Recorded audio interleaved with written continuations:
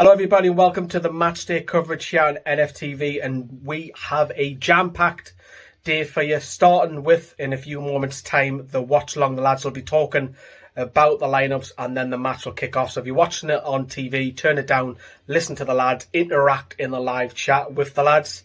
About 10 minutes after the full time, on the same video, that will keep the video cameras rolling, because round about 4 p.m. the lads will begin scoring the players for about 20 minutes to half an hour. Interact with the lads in the live chat. After that, about 4:30, it opens it up to the fans. There's a link on this video at the top of the live chat and in the description if you want to have your say on whatever happened in the results later on today. So stay tuned for that. But first, we are proudly sponsored by Manscaped, who have their brand new product, the Manscaped 4.0 lawnmower. It's just launched and I'm about to talk to it before I hand over to the lads for the watch along. Thought the Euros was fun? Well, football is back and our friends at Manscaped are here with a masterclass to get you ready for the new season. The leaders in men's grooming have done it again and just launched their 4th generation performance package, including is their new lawnmower 4.0 trimmer. The 4.0 will even have Paris Saint-Germain jealous of your well-groomed package. Join over 2 million men worldwide who trust Manscaped with the new performance package 4.0 by going to manscaped.com for 20% off and free shipping with the code NFTV. The performance package 4.0 by Manscaped is here, and wow, this package is class from top to bottom to take your grooming game to the next level. Inside, you'll find the lawnmower 4.0. You'll also get the weed whacker ear and nose hair trimmer, formulations, and 2 free gifts. First off, the new Performance Package 4.0 includes the Lawnmower 4.0. This trimmer is a masterclass and gives you a clinical trim on your balls. The off-season brought our team changes and we even saw Messi transferred. This season, I'm teaming up with Manscaped thanks to the Lawnmower 4.0. The new technology has been upgraded my midfield and it makes sure my pubes aren't messy anymore. The 4th generation trimmer features a cutting-edge Simeratic blade to reduce grooming and accidents thanks to their advanced skin-safe technology. The Lawnmower 4.0 has a whopping 7,000 RPM motor. A new multifunction on and off switch can engage a travel lock and gives you the ability to turn the 4,000K LED spotlight on and off when needed for a more precise shave. Oh, and did I mention this trimmer is also waterproof. Rain or shine, the mates at Manscaped have you covered. Speaking of covered, do you have ear and nose hair like Sam Mulliner? His are the worst. Well, have no fear. The Performance Package 4.0 also includes the weed whacker to chop your worst weeds up to the top of your nose and ear. Just don't look in Carl Bryan's nose. The nose and ear hair trimmer is also waterproof and it provides skin-safe technology which helps you prevent nicks, snags and tugs in those delicate holes. Then you can't even forget about the liquid formulations, their Crop Preserver Ball Deodorant for pre-game and the Crop Reviver Ball Toner for half-time balls check. Trust me when I say this, lads, your balls will thank you. Manscaped even threw in 2 free gifts with the Performance Package 4.0, the Manscaped Boxers and the travel bag. Your boys will be singing for joy wearing the boxers. Remember, you get 20% off and free shipping with the code NFTV at the final checkout at manscaped.com. Let's just say that again, 20% off on premium products with free international shipping with our code NFTV. With our code NFTV at manscaped.com. Kick some overgrown pubes, hairs and grass this season with Manscaped. Let's get started with today's match action with the lads at NFTV.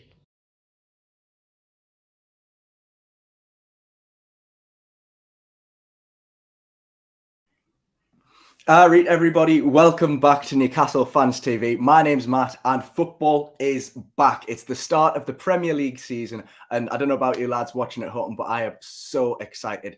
Packed crowd at St. James's already. We've got a few of the lads there. They'll be bringing you live reaction after the game from the stadium as well. We'll be keeping you company at home if you haven't got the chance to go to the game and if you need some company for the watch along. I'll be joined a little later by Carl and by Brandon as well. Fingers crossed that those lads can get on all right. But I'll be keeping you company for the first little bit of the pre-match build-up, just about 25 minutes to go until kickoff now. West Ham hosted at St James's Park by Newcastle United, of course. We'll be talking about the lineups, going through them shortly when the lads join me. We'll talk about the predictions for the season. We'll be optimistic and pessimistic. And don't forget, you can get involved in the comments down below. I can already see a few people saying hello. Hello to Jay in Atlanta, of course, familiar face on the channel, friend of the channel over in America. How are the lads? Hello all. Hiya, Jay. How are you doing? Hopefully you can bring us some good luck on the opening day of the season. We've got Graham Norton, also a member, saying, I hope he's had a good summer. I have, thank you very much. Here's to another season of hope and expectation, shrouded in pain and angst. Yes, not a lot of investment over the summer, but we will be talking about the arrival of Joe Willock a little bit later on as well. So, kicking things off, we will take a quick look back at the end of last season. So we finished the season on a high. If you're watching Sky Sports news, Sky Sports build up to the game earlier, Graham Souness was saying that, we picked up a lot of points towards the end of the season, but those teams that we played weren't on the finest form. We beat the two last games. They were already kind of relegated. They weren't in the right headspace to be beating them. But I still think that the form we ended last season on will take a lot of courage from, especially because we haven't changed the squad up too much going into this game. We'll come into the lineup shortly, but of the final games of last season, in the last 4 games, we took 3 wins, and the only game that we didn't win, I'm sure you remember, is the Man City game. So obviously champions last year, beating us narrowly 4-3 with quite a performance from the lads. Hell of a game. If you were there for the watch along as well, you'll know that was quite a roller coaster of emotions for us here on the watch along as well. Say hello to a couple other people. Lewis Barton, hiya mate, how are you doing? Glad you could join us. Let us know where you're watching from today, guys. If you're watching from home, I know a couple of the people at the match like to watch the build up to the watch along, joining us. So say hello if you're at the game. And yeah, if you are watching the Sky Sports' coverage, you might forget that there's a game on at Newcastle United because all the pre-match build-up has been about the late kickoff. But of course, here on the channel, it's all about Newcastle United here. We'll be talking about the previous games in the Premier League, the games that happened on Friday and Saturday, how those teams got on as well, who to watch out for, and how we think, if we think we're going to be a relegation team this year, how our relegation contenders got on. I've got a little friend, other side, joining me. That's George. I've had him for years. He's my little mascot. He's got a Newcastle top on. We're matching today. Let me know who you're watching with at home as well. So yeah, like I say, we've got the watch along. We'll be providing your entertainment during the game. I saw someone asking if we're streaming the game. Unfortunately, no, we're not streaming the game. We'd get taken off YouTube if we did that. We'll just be providing the live reaction and a bit of banter with the lads as well. And of course, we'll be following that up with the rating the players, scoring the players later on. Sam Mulliner will be joining us later on as well. We all love Sam. And of course, the live fan reaction as well. We'll be having a few of you guys on to hopefully discuss what's going to be a 10-0 win to the mighty Magpies. But in reality, we'll probably be a lot closer than that. So that's what we've got coming up here on the watch along. And then Lee and the gang at the stadium will be bringing you some live reaction from the stadium, as well as the last word later on. So stay tuned for that. Got a couple of questions on Willock already. Yeah, if you didn't know already, obviously we've signed Joe Willock. Fantastic signing. Check out the video on that if you haven't already. Signed for about roughly £25 million, according to reports. Fantastic signing. I'm sure we can all agree on that. But he is not involved today. He wasn't registered in time for today's game. So he's not in the starting 11. He will be unveiled to the crowd approximately 10 minutes before kickoff, apparently, according to Newcastle's Twitter. So hello to Sam. He's tuned in. He'll be joining us later. Bet your boots I will. Yes, you will, Sam. Fantastic. Steve, also our member. You'll know Steve. You'll all know Steve. Giving us a little wave from the background there. He's absolutely football mad. You'll see on our socials yesterday. I think he had every 3 o'clock kickoff on the stream at some point. So I'm sure he'll come on later and tell us all about who we should watch out for in the Premier League. But yeah, so really glad you can join me, guys. Hopefully Brandon and Carl will show up soon, so I'm not just waffling at yous. So yeah, we'll be talking about the lineups. We've got about 20 minutes to kick off. Obviously, we haven't signed anyone apart from Joe Willock, and we know he's not involved today. So it's a very similar lineup to what we saw at the end of last season, and West Ham without Jesse Lingard. We'll be talking about that. Simon asking how I'm doing. I'm doing great, mate. I've finally out of isolation. Unfortunately, I've had a bit of COVID, been a bit ill, but yesterday was my last day of isolation. So I'm spending my freedom day locked inside watching Newcastle United as I'd love to do, COVID or no COVID. So really excited to be back, really excited to just watch football again. I know the Euros. We'll not talk about the Euros. I think the Euros are a past memory for all of us. We're just not going to talk about them. I can see a couple of score predictions coming in the comments as well. Don't forget to get involved in the comments down below. Let us know if we're talking waffle. Let us know what your score predictions are going to be today. We've got Paul saying it's going to be 2-1 at the tune. I'd love it if it was the right score, Paul. We'll come back at the end of the game, see if that's correct. Cheers, Simon. Thanks very much for that. Well wishes. Very glad to have you keeping me company today. Not seen the lineups yet. Well, we've got some news for you. I'm trying to save them so I can discuss them with the lads when they got on. I don't want to do any spoilers, but I can reveal that Jamal Lascelles, usually the captain, is not involved in the starting lineup. He's on the bench, not quite fit enough to start. Steve Bruce saying that the only injuries, this was yesterday in the press conference or the day before, sorry, that the only injuries are to the goalkeepers and to Paul Dummett. They're the only people that will completely miss out. Everyone else was fit enough to be involved in the matchday squad. Jamal Lascelles not fit enough to start, only fit enough to make the bench. It looks like Emil Kraft's come in to take his place, which is an interesting decision. But that means the captaincy on the pitch would go to someone else. And usually we see John Joe Shelby as the captain. And we came back on to discuss all this. Yeah, we see John Joe Shelby as the captain, usually vice captain, I should say, taking over when Jamal Lascelles isn't involved. Shelby is playing, but he isn't the captain today. Federico Fernandez named as the match day captain for today's game. Hiya, Carl. How are you doing, mate? Not too bad, mate. How are you? Yes, I'm all right.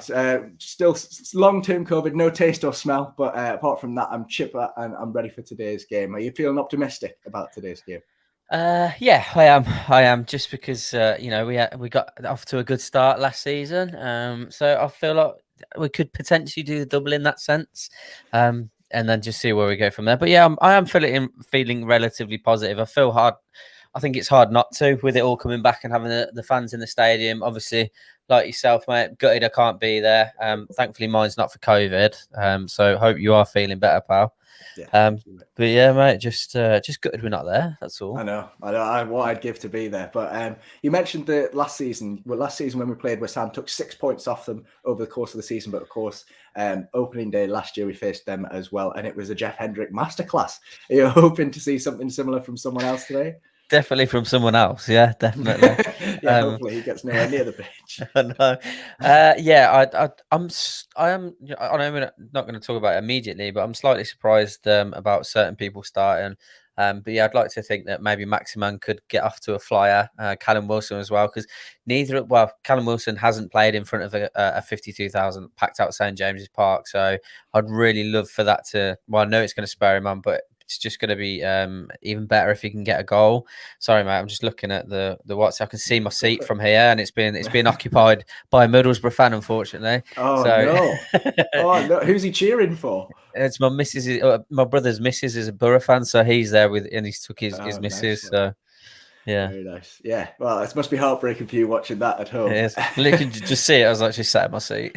We're talking briefly about Callum Wilson there. I'm hoping that he bags at least 5 because he's my fantasy captain, and my vice captain's Bruno Fernandes. So if Wilson doesn't do well, then I'm going to regret that because Bruno got a hat trick. So hopefully Wilson can thrive. We've had in the WhatsApp group chat a bit of Almiron slander this morning, saying that if he's anywhere near the team, I won't mention who said it. If Almiron's anywhere near the team, then this game's a write-off and we're not going to win. What are you expecting from Almiron? He had a bit of a busy summer with Paraguay, but he's come back. He's had training. He's clearly fit enough to start. You expecting good things from him today? Yeah, well, I think the energy that he brings, regardless of what I know his passing can be misplaced at times, or he can look to maybe stay on the ball too much and not have that one step ahead where he can be looking to bring in Maximin or Wilson into the game. But I just feel like we need his energy at times, right? And we've seen more of that from him than we have from Ryan Fraser. And don't get me wrong, I know Ryan Fraser had a relatively good pre-season. He did okay for Scotland, but I'm not one that's jumping at the and banging the drum that he should be starting personally. I think Miggy's got a lot of energy, and I know Liam like doesn't want him anywhere near the team. But yeah, I'm not one of those people. If he has a great game, fantastic. If he doesn't, then he doesn't, and then drop him. Look to bring someone in. But yeah, I think he's got a lot about him. I do like him. He's a likable little lad, and hopefully he can get on the score sheet or at least get an assist today. So we're talking about the lineups. It's about 15 minutes to kick off, so I think it's about time that we had a look at the lineups. We'll look at West Ham's first. I can share my screen if you like, or I don't know if you've got them ready. Let me have a look, mate. But we've got West Ham. I can just share them. It's all right. Don't worry. That's how first time I've done this. Share screen. This is where I've got to go through all my settings now. It's all right. Just while Matt's doing that, because I saw a question from someone. I am a Newcastle fan because my dad was born that way and I didn't have a choice, which I'm glad of, by the way. I don't say that with any disregard. So, yeah, season ticket holder, mate. Love it. I just love Newcastle. I was lucky enough to watch the entertainers growing up, and then obviously the Bobby Robson era. So that's me. My dad pushed it on me, and I was all for it. So yeah. Is that sharing? Oh, it's sharing. Lovely. Yeah. It's right down the middle. So this is West Ham's lineup. I don't know if I can zoom in a little bit. I can't. Right. Yeah, this is West Ham's lineup today, Carl. So I mentioned Jesse Lingard a little bit earlier on. He's not returned there on loan. I thought he might have returned because he had such incredible form with them last season. Obviously, the danger man in the picture there, Thomas Souček as well. Just having a quick look at that team. Where do you think the goals are going to come from in that team without Lingard? I think, Antonio's a strong guy and he's actually relatively skillful on the ball as well. So obviously you just mentioned Souček there. Ben Rama's very good on the ball as well. So I think, whilst they are missing that kind of flair that Lingard basically silenced the critics with, because everyone said that he'd lost that part of his game and come to West Ham and lit it up. I think the likes of Souček, I think Antonio's got it about him to create goals himself. He's a big lad, strong, quick, very good on the ball. So we do have to be wary of him. And I was never a massive Declan Rice fan until I saw seen the way he played in the Euros, and I was just blown away, absolutely blown away. It was the first time I watched him. I was like, okay, I understand the hype a little bit. Whereas watching him before, I was like, didn't really see that about him. So if he can continue in that sort of vein of form, then we have got to, watch out for him as well. Yeah, let's not start the Longstaff versus Rice debates again. No, let's not do that. I think that one's long decided.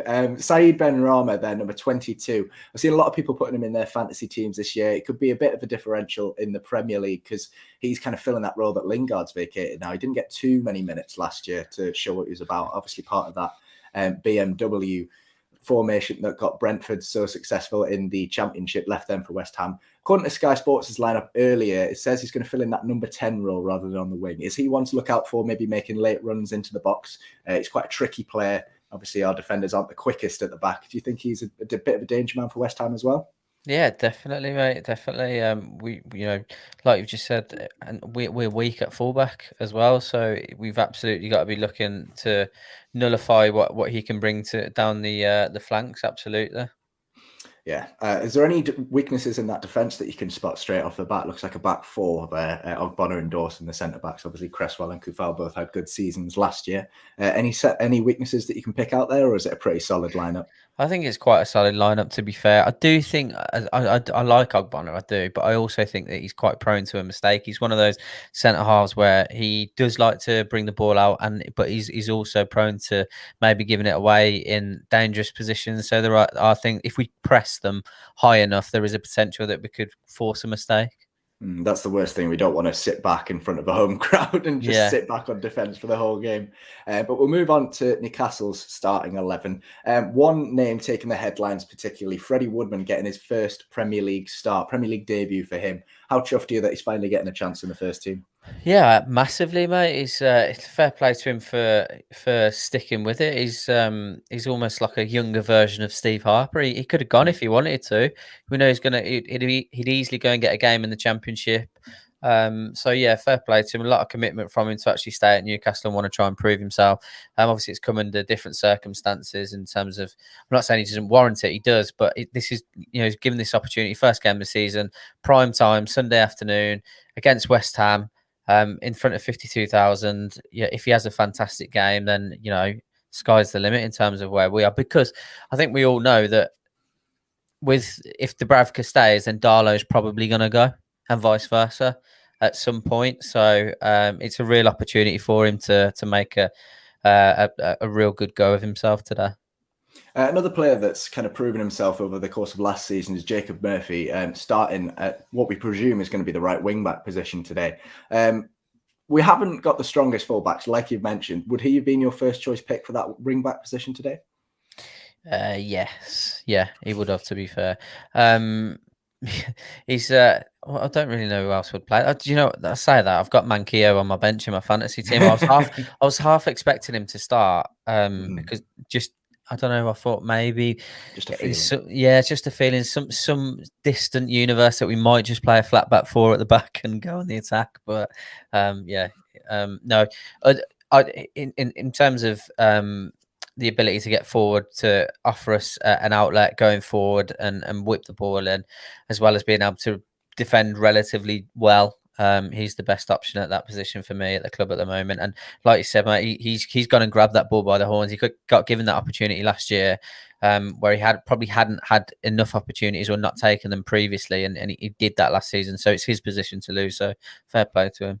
I definitely agree with that. I can see Brandon lurking in the background, so we'll get his thoughts on this very shortly. It looks like what will be a front three of Saint-Maximin, Almiron and Callum Wilson. Obviously, Callum Wilson being the main striker there. But do you think that they'll play as like a fluid front three or kind of rigid wingers in this kind of formation? We know Saint-Maximin does enjoy playing almost the number 10 floating behind the striker. Do you think it'll be more rigid formation given the wing backs or a bit more fluid?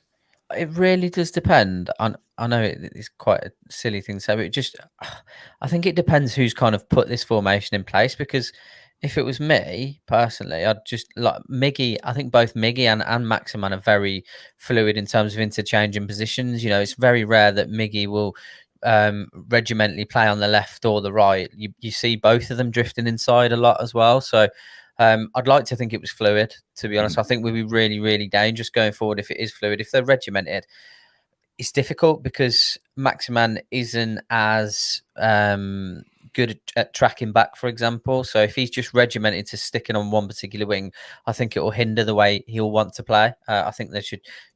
I'd love to see all three of them interchanging. To be fair, there's enough pace between the three of them to be able to do that. Yeah, I definitely agree. I think I'd like to see a lot of Saint-Maximin getting on the ball and running at defenders, because I'm not sure that they're going to be able to cope with that. If we kind of sit back and don't take the game to West Ham, I think that's when I'm going to start to worry. Yeah. So quick run through the bench. Fabian Schär, obviously Keith Gillespie was the backup goalkeeper. Jamal Lascelles, Joe Linton, Jamal Lewis, Jeff Hendrick, Ryan Fraser, Gale and Longstaff. Gale bagged a couple of goals against Norwich in what was our final pre-season game there. If we're struggling for goals, do you think that he'll be the first choice off the bench, or do you think Ryan Fraser or Joe Linton will come on to try and make an impact? I wish he'd finished like that in the Premier League every season. It must be some sort of mental block, because those sorts of finishes for him in the Championship are literally second nature. And again, you know, playing against a newly promoted Championship club, he's gone and instinctively finished off the back of two excellent balls, and there were brilliant finishes from him, and he's had opportunities in the past, more than enough opportunities to do that in the Premiership. Why he can't do it is beyond me. It really is. So like, he's definitely like got the goal scoring nous to be able to be a backup striker for us. I think he's got more goals in him than Joe Linton has, but again, you know, I know a lot of people haven't entirely wrote Joe Linton off, not entirely. I probably will in the next couple of weeks. That's me just being a nice person, I think. Overly nice. I really do want to see him succeed. I don't know what it is. Obviously, we allegedly paid a lot of money for him. There's debates whether we actually did or didn't, but there's a lot of pressure on the lad because of it. And he's still a young lad at the end of the day, and he's not a number 9. We know that. And I want to root for him. So hopefully he can come good for the season. Let's bring Brandon in to get his thoughts on this then, because I'm sure he's got some thoughts. Hey, Brandon, how are you doing? How are you doing, mate? Not bad. What about yourself? Yeah, I'm not too bad, mate. What do you make of this starting 11 then? Are you happy? Would you rather have seen some players in there apart from... Quite content, I would say. Just don't see why Emma Kraft will play though, but yeah, it's the kind of thing. Would you have gone for a back 4 and take him out, or would you have someone else instead of him in a back 5? Well, I would probably do Jamal Lascelles or even Fabian Schär, but yeah, let's hope he has a miracle game today. Yeah, not sure about it, but Is he the weak link in this team then? Do you not trust him in that centre-back position? Well, he did the last couple of games last season. He did quite okay. As I now see the scenes of Joe Willock walking on the pitch, being welcomed. Yeah, I could just see that on my screen. I love the difference. I don't know if you watched the Manchester United game yesterday. Rafael Varane, £40 million from Real Madrid, comes out suit and tie, dressed to the nines, bright sun shining, brings his shirt out, takes stuff on the pitch. Pouring rain in Newcastle, absolutely bucketing down. Joe Willock comes on with a fucking cagoule, just dressed in all grey. If that's not miserable, I don't know what is. But yeah, good to see him at the club again. For sure. I'm sure we'll see a lot of him this season. Hopefully he can stay fit and replicate the form that he had at the end of last season. Because he's not eligible to play, right? Yes, he's not eligible for today's game. Unfortunately, he wasn't registered in time. But he will be for next game. Right? Presumably he'll be fit and ready for the next game. Yeah, so we'll wait and see what Steve Bruce says in the press conferences. But yes, right, I'll stop sharing my screen now. Nice one. So yeah, but just under 5 minutes till kickoff. First of all, lads, I'm going to get a prediction off you for today's game. So we've seen the lineups. It's St James's Park, packed crowd for the first time in what feels like forever. What predictions are we going for? Brandon, we'll start with you. I go for the same result we had when we first played them the first game of the last season, 2-0. And then just, I don't know, we haven't lost since then, since 5 matches ago. Who's your goal scorers in that? I go for Wilson. I don't know. Wilson and Hayden, I guess. Hayden, okay, brave shout. Carl, score prediction off you, mate. Well, I'm going to go something crazy. I'm going to go 4-3 Newcastle. Wow. Okay. I'll take it. Wilson brace, one from Maxi and a bullet header from Kieran Clark. Love that. I'm going to go for a simple 1-0. Callum Wilson in the 27th minute from about 13 yards out. Great strike past the keeper, and we just ride it out like we would. But we'll have another quick prediction or two predictions from each of you. I'd like an optimistic prediction of where we'll finish. Not daft, but an optimistic prediction of where we'll finish at the end of the season, and a pessimistic prediction. Carl, we'll come to you first.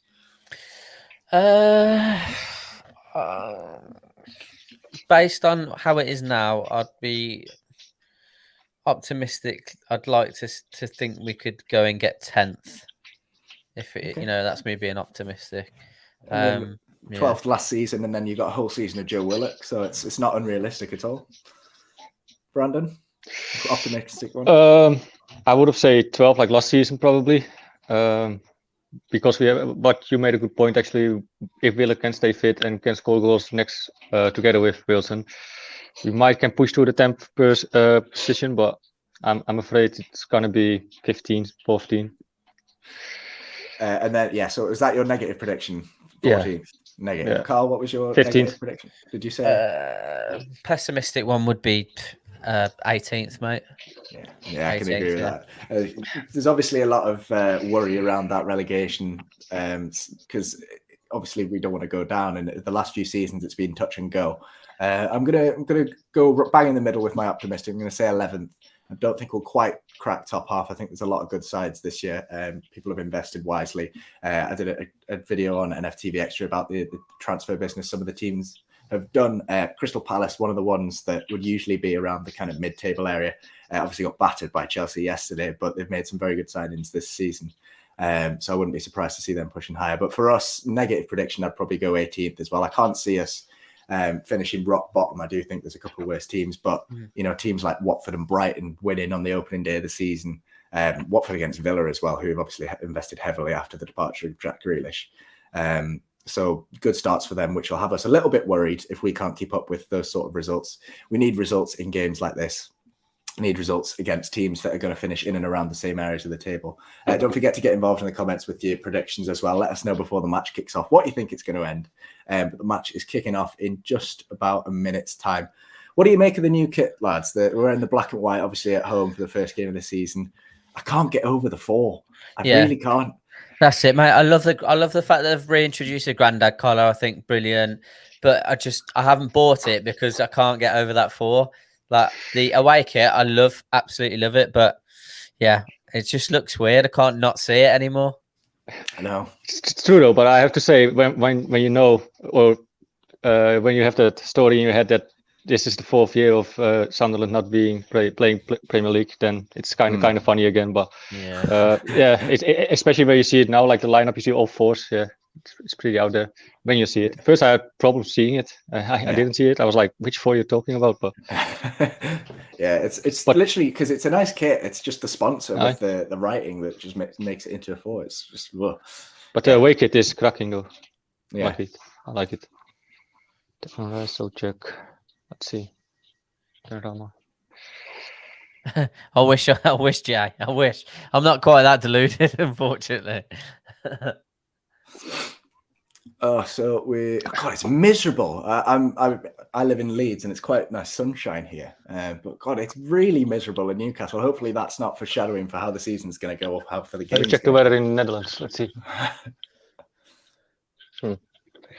Kind of sunny, cloudy. I don't know. Is that 5-1 to Newcastle? I think it is. I hope so. He's a Man United fan, so he's got a Man United badge. So. I literally spent my afternoon trolling Man United fans yesterday, so I don't know why. It was a great game. I don't know if anyone at home, anyone watched it. It was fantastic. I just put a comment out about the Glazers and everyone bit at it. I was like, Jesus Christ. Was that on Twitter, Carl? Yeah, on Twitter, mate. My missus is about a week and a half out from due date for giving birth, mate, so I can't risk it, unfortunately. Okay. Is it also a possibility it can happen right now? Yeah. During the watch along? Yeah. How are you feeling? Are you excited? Are you nervous? Are you all things at once? I've been really, really excited all the way through, and then over the last week, like out of nowhere, it's just fear has just hit me. I'm just like, and I don't know why. It'll all be fine. It'll all be becomes very real, probably all of a sudden, I guess. All right, corner for West Ham already, early doors. I like that West Ham kit, I have to say. I like the big, thick stripe on the shoulder.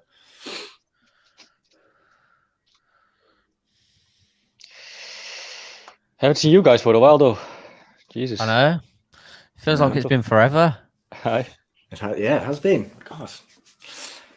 No, we'll be doing a lot more of this, hopefully. Hopefully, we'll all be happy. I think every watch-along, bar one that I've been on, we've won. I've jinxed it now, but the only one we didn't win was that Man City game, which was great header. Great header. West Ham corner comes in. I think it was Souček pounced after a rebound, headed it towards goal, but Almiron on the post headed it round for another corner. That's why you keep your men on your posts. Good position. Yeah, it was Souček, danger man in the box yet again. Probably reached double figures this season, the bloody giant. Yeah. What minute you're on, mate? I'm on just going into the second minute. Oh, damn. Are you behind, are you? I'm 48 seconds, mate. Oh, wow. I was going to say I'll try and subdue my reactions, but... no, just go for it, mate. Not sure I can. No, just go for it. If you want our spontaneous reactions. I will just cheer after you, or with you, when I don't even see anything. That's a good point from Ben there. West Ham good at set pieces, probably why we played Fernandes and Clark. Yeah, good aerial presence is from Fernandes and Clark, but if that's the case, then I know Jamal Lascelles might not 100% be fit, but surely he's probably our best defence at set pieces, isn't he? Big lad. So surprised to see him not starting, like you say, with the aerial threat from West Ham. Ooh. I saw video saint-maximin this week saying, obviously with the signing of Joe Willock, and he was talking about kind of players that we need at the club, obviously saying Joe Willock's one of them. He called Shelvey Ronaldo, like Ronaldo. But I was like, is he that good? Is that what all the players think of him? That's crazy. Glad to see that he's well loved in that camp. Yeah.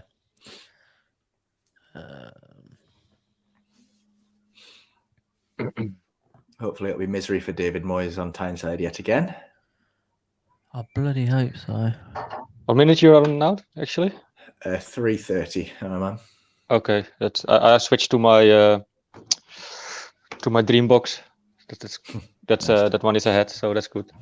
So I'm at 240 now, so Interesting little passage of play there. We got into West Ham's half and Saint-Maximin laid it off to the right wing and Kraft was in West Ham's final third there. So I don't know if he's playing as a right back and Murphy's playing as a winger or if they're both kind of getting down the line and the other one's filling in when the other one's come forward. So we'll see how that plays out. John Joe Shelby's nicked it in the corner, West Ham's corner. Maxi's on the ball.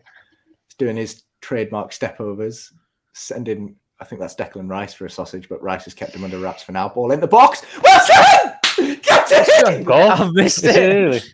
Get in! Saint-Maximin leaving Declan Rice on toast. Callum Wilson, trademark, 6-yard box, header, bottom corner. Beautiful start, 4 minutes in. Come on! You're not taking a piss, do you? I'm not taking a piss. Saint-Maximin is the best footballer on the fucking planet. Let's go. What? He's just had Declan Rice on toast. I thought Rice had stayed with him fairly well, but one little drop of the shoulder and he was away. Great work from John Joe Shelby to pressure, win that ball up in the final third. Maximin stands the defender up, backwards, forwards, upwards, downwards, over the Irish Sea. Oh, beautiful. One step in the box. Wilson, 2 defenders, left in dust. Easy goal. Come on!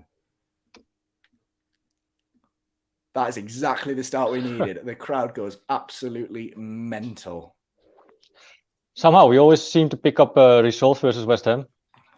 Yeah, well, don't jinx it. The game's not over yet. Aye, fair enough. Great ball in. Great ball in. Well, at least I was right with Wilson scoring. Yeah. Fourth minute of the season, he already nicked one. Great start. Callum Wilson 1-0, so I'm on track as well. Now your 4-3's a long way out. would you take a second goal, Matt, or would you rather just be right with the correct score? I'd love to be wrong. I'd love to be wrong, but only if we were 3 or 4-0 up. Aye. I'll take a 2-0. Yeah. Any day. Yeah, it does look like a back five. I think, but the wing backs are getting very high up. Matt Ritchie's on the edge of the box there when Maximin's on the ball. Maximin dispossessed though. He's like driving Declan Rice crazy, man. Okay, I'm just watching the goal back now. Yeah. Oh, a long ball from Kraft. Wilson. Oh, piss off! They've changed the rules this year, so the linesman raises his flag early if they don't think there's a goal scoring opportunity. Whereas last year they'd leave it and let VAR check it. Wilson was in behind there, and the linesman puts his flag up. But I think are you guys a fan of that though? I'm a fan of the changes they've made. The Premier League have come out and said that Bruno Fernandes's 3rd goal yesterday would have been disallowed last year. So we are going to see a lot more goals in the Premier League this year compared to last year, just because they're not going to be as strict with it. So I like that change. But I did like the fact that the linesman used to put the flag up late because it led to more chances. It led to more goals. So I'm not a big fan of that. What about you? Do you like the changes? Is that to Carl or to me? Both of you. Well, we've got you, Brandon. Yeah, I'm pretty content with it, actually. It's, like you said, creates me more chances and it makes the game a bit more fair as well, in my opinion. I mean, for the handball, they changed it as well, right? I think that's good as well. Yeah. The penalties are going to be less strict. I mean, when the way they use VAR during the Euros, that was actually pretty good, and that's how it should go to. Oh, Antonio's just rolled Shelby with great ease, but luckily he's rubbish, so he scuffs his shot.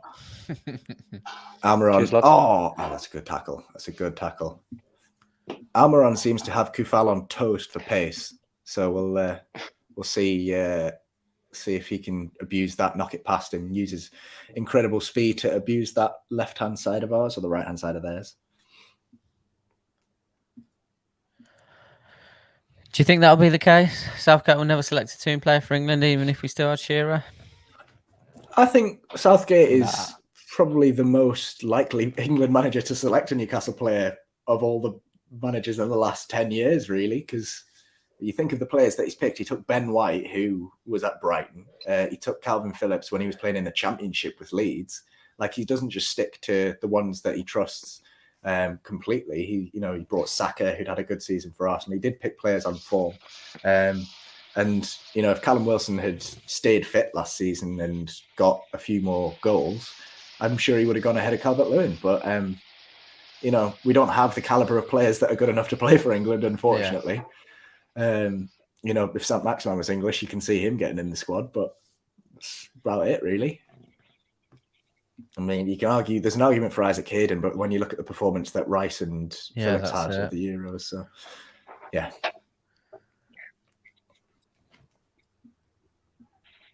No dodgy streams for me anymore, by the way. Just the Dreambox is like a lifesaver, man. Yeah. 60 quid a year. 60 quid a year. And you just got all the channels. Yeah. Hayden breaking forward, furthest man forward, gets into the box, blocked off by the defender, shouts from the crowd for a penalty, but nothing doing for the referee. It was a bit of a soft one, would have been harsh if it was given there. Good ball in from Callum Wilson.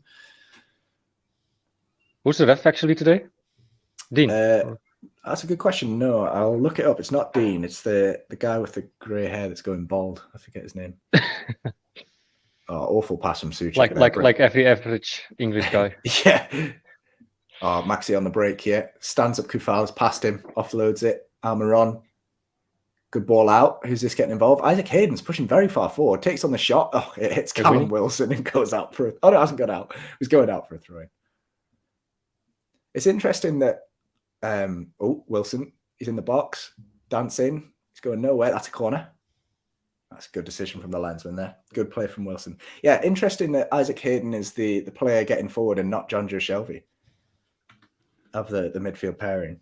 Mm-hmm. The referee is Martin Atkinson for you.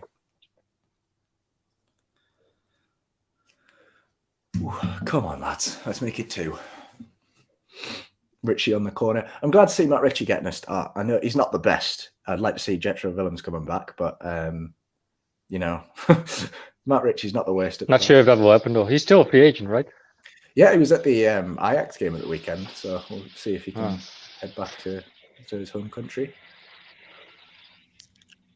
Ajax.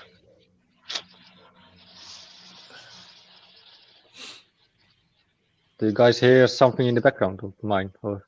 A little bit, but it's not too bad. It's a great my ball. roommate is cooking, but if I can, I can mute my mic. It's annoying. All right. It's fine for me. Oh, here we go. Counter from our corner. Antonio's on the ball. Offloads it. Bowen. Good defending from Kraft, actually, to stand Bowen up there. Allows time for the defence to track back, but still in a dangerous position. Cresswell whips the ball in. Back post. Too deep for Antonio. Haven't seen a lot of Woodman yet. Go on, sorry. I'm delighted for Woodman, actually. He gets a chance. It's, of course, terrible that Dubravka and both Darlow are out, but it's good for him. Let's see what he can bring to the table. Yeah. You guys have high expectations of Freddie? Yeah. I've got no expectations, really, when it comes to him, because he had a great season in the Championship. I think he won the Golden Glove, didn't he? Almost got promoted with Swansea. Clearly a good goalkeeper. He's been part of England's youth setup for a while. He's just not had a chance. I think we give him, if he gets a few games this season, we'll see how long it takes for Dubravka and Darlow to come back. Because Darlow's obviously been suffering quite badly with COVID. I don't know if he's above Darlow in my pecking order now, just because Darlow is, getting a bit older, doesn't have that many years left on his contract. And Woodman's obviously such a promising young keeper that will hopefully be Newcastle's number 1 one day. Would you sell it? Darlow. No. Oh, Darlow. Yeah.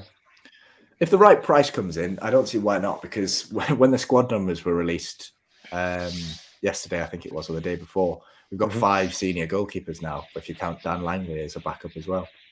Go on. Oh, unlucky. What will be a reasonable price? What would you accept if someone comes for $1? 5 mil, I think, because he is getting on. I think he's 29 or 30 now, which obviously for a goalkeeper is not too bad. He probably got 4 or 5 years. 4 more years, yeah. At kind of Championship level, maybe even a lower Premier League side. But he's not first choice goalkeeper. He hasn't played all that much. Obviously, had a good half of last season. There's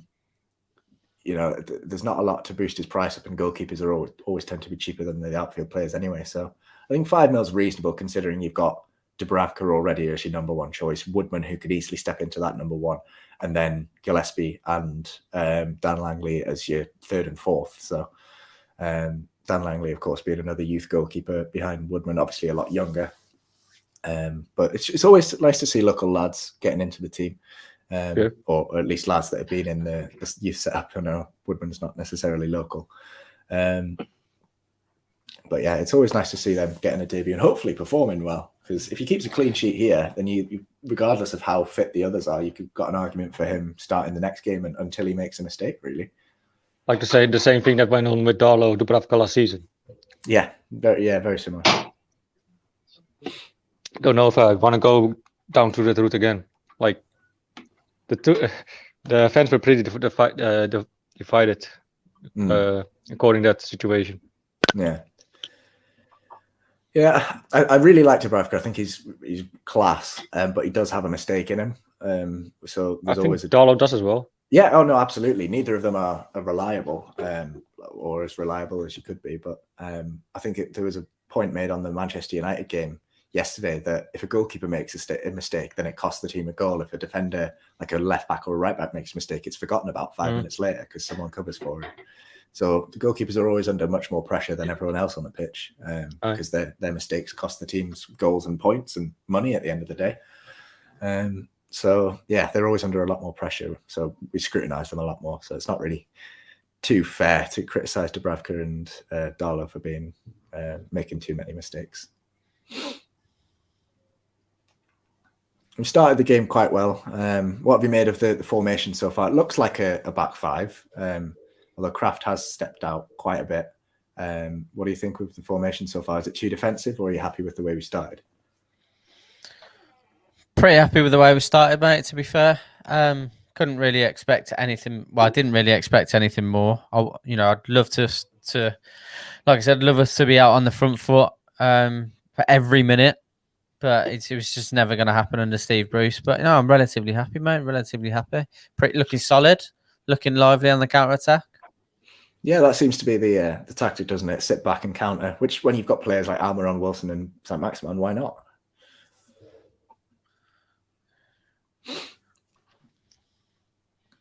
Love to see defense back though, by the way. Not sure if you guys mentioned it already, but probably you did. But good to see them back though. Yeah.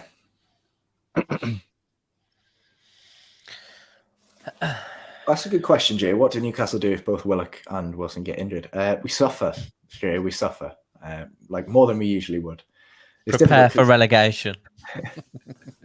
What do you make of the Willock signing, lads? I know we're all happy that he's here.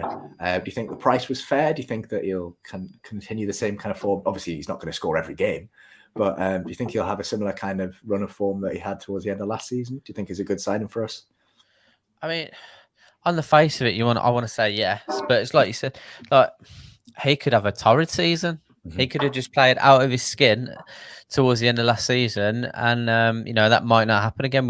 We see that happen with players time and time again. So only time can tell whether the 25 million is worth it. But I think even in this day and age, 25 million for a central midfielder who scored 7 goals in 14 games, or 8 goals in 14 games, at the age of 21. And I can't grumble at that price tag. West Ham have equalised, but it's been disallowed for offside. I think it was offside, but we'll see, because there was a cross from Cresswell, then someone shot, and then someone tapped it in at the back post. But I think the person that was in at the back post was offside after the second touch. So we'll see. Antonio gets the ball in the box. Like what you were saying, Carl, by the way, you see, was it yesterday or 2 days ago when Arsenal played Brentford, how much they missed a player like Willock? Absolutely. It's going to be onside. It's going to be onside. Really? Well, yeah, he's definitely onside from the first ball, and I think he's behind the ball from the second ball. So yeah, that's 1-1. We'll wait for VAR to confirm it, but I'd say that's onside. Yeah, so 1-1 it looks like, but we'll wait for VAR to confirm. But given the new lenient rules on the offsides, that's definitely going to be onside, I think. We'll wait. Yeah, Moyes is clapping, so it's given by the looks of it. Yeah, 1-1. Fuck. The goal stands. Yeah, it was a good ball from Cresswell. No one was going out to meet him. We all got sucked into the ball. we just let them have the ball around our box for too long. No one put any pressure on it. And then whips a ball in. I think it was Souček that gets the first touch, and then Bowen just taps into a free goal at the back post. No one with him, unfortunately. But yeah, poor defending.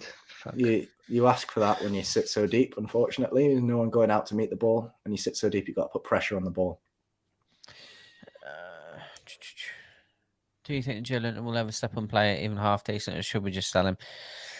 I think there's times where he has played, relatively decent. I think we expect goals from him. I just, like Matt mentioned in the pre-match build-up, he's not a goal scorer. He's not a goal scorer. Apparently, he looks like he's bulked up. He's been in the gym a lot to bulk up because I wouldn't say he was weak. I thought he was relatively a strong lad anyway. So it'd be interesting to see what kind of effect that has. And he's deceptively quick as well. There were times where I saw him leave people for dead. I'm like, where's he got that pace from? But yeah, I think this is it, isn't it? If he doesn't do anything this season, you've got to get rid of him. Do you think he'll get much of a chance to prove himself this season? I hope he does. Because at the end of the day, like you said, mate, the only other cover we've got at striker at the moment is Dwight Gale. So there's no reason that he shouldn't do. And again, if Maximin or Almiron, anything happens to those two, you've got Fraser and Joe Linton, really, haven't you? I've just watched the goal back again. Bloody hell. Emil Kraft. He just turns his body away from the ball. If he tries to block the cross, he blocks it. Jacob Murphy obviously left his man, so he's at fault as well. But he recovers and tries to, commits his whole body, slides in to try and block the cross, doesn't quite make it. Kraft turns his body the other way, doesn't even dangle a leg at it. If he sticks a leg out, even half committed, he gets a flick on the ball, and that's not a goal.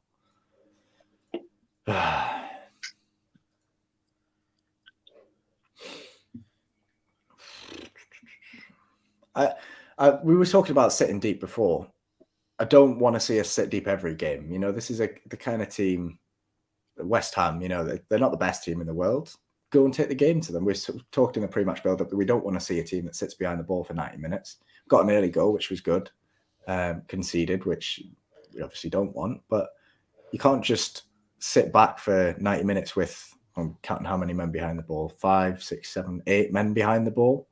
And Wilson and Maximin running onto loose, lumped up passes. Is that a penalty? Yeah. No. Ref says no West Ham penalty. And Antonio, late challenge. No penalty. Given on Ben on the flop to the floor. Thinks he was obstructed. Obviously VAR will check, but it's a Newcastle goal kick as of now.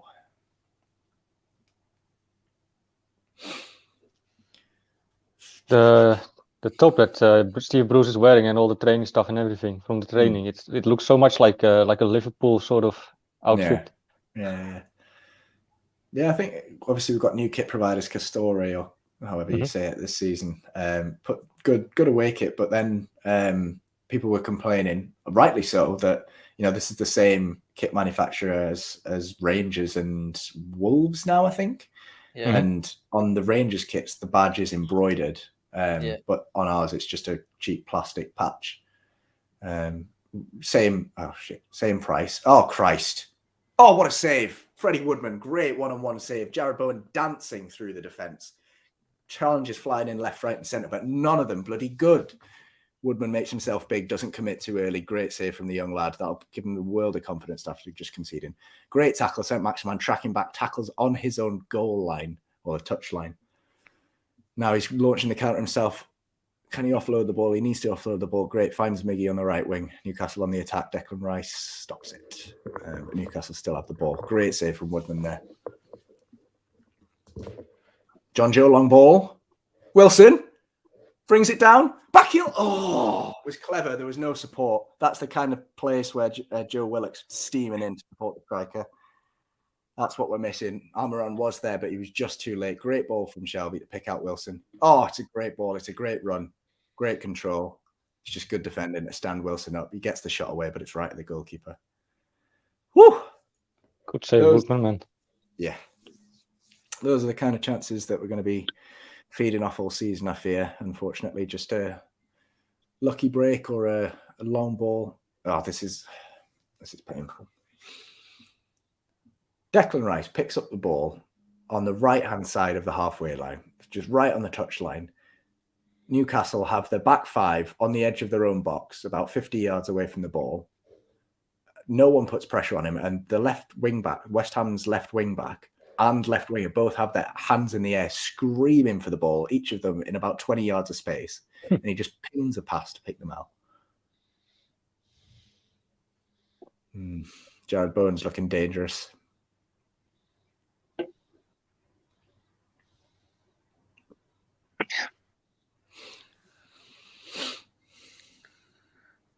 Quite a smart move by Wilson, though. Mm-hmm.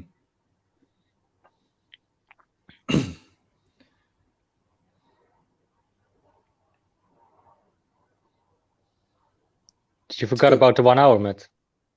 That I'm Sorry? 1 hour ahead. Yeah, I completely forgot. I was like, oh no, he's going to be an hour late. He's going to miss kickoff. And then, forget you're an hour ahead. Go on. Yeah, the player's doing well to get Woodman involved in the game when the ball's in possession at the back, giving it to him, getting the ball at his feet, getting involved, keeping him in touch. Oh, yeah. I like that. Nothing. Really. Do you just see the saint-maximin foul that wasn't a foul? Yeah. Richie whips it in, only Wilson in the box, cleared easily. What do you make of the investment this summer? Obviously, Willock, 25 million, that's good spending, but we've let some senior players go, so there's a lot of money on the wage bill. No one else coming in as a senior signing anyway. Do you think that's good enough for Willock, considering that it's pretty much exactly the same squad that we had at the end of last season because he was on loan, apart from the players that we've let go? It's not good enough, but sorry. It's all right. It's all right. I'm a little bit up behind, mate. It's fine. It's not good enough, but it's a start. It's a start, and I wasn't expecting us to lump 25 million on him. I really wasn't. No. If you believe the rumours, which maybe I do personally, a little bit too much. You think that the kitty was only 10 to 15 million pound. So the fact that we've gone out and spent 25 million and secured him is fantastic, but like we both spoke about previously, it's exactly the same squad. There's no improvement, and without preparing and improving your squad, you can't expect better results. Oh, Kieran Clark just turned into prime Ronaldo, but can't finish his dinner. I would say we definitely need a midfielder still and a right back. Yeah, we should have looked for that. Maybe even from the championship, doesn't matter. Mm-hmm. Yes, it was even a left back as well. Richie's not going to play every game, and Jamal Lewis, we know, isn't the most reliable backup. He wants to prove himself this season, though, so hopefully he can do some business. Is he even in the squad today, Jamal Lewis? Yeah, he's on the bench, yeah. I think him and Richie will alternate at left wing back if we are sticking with the back five all season.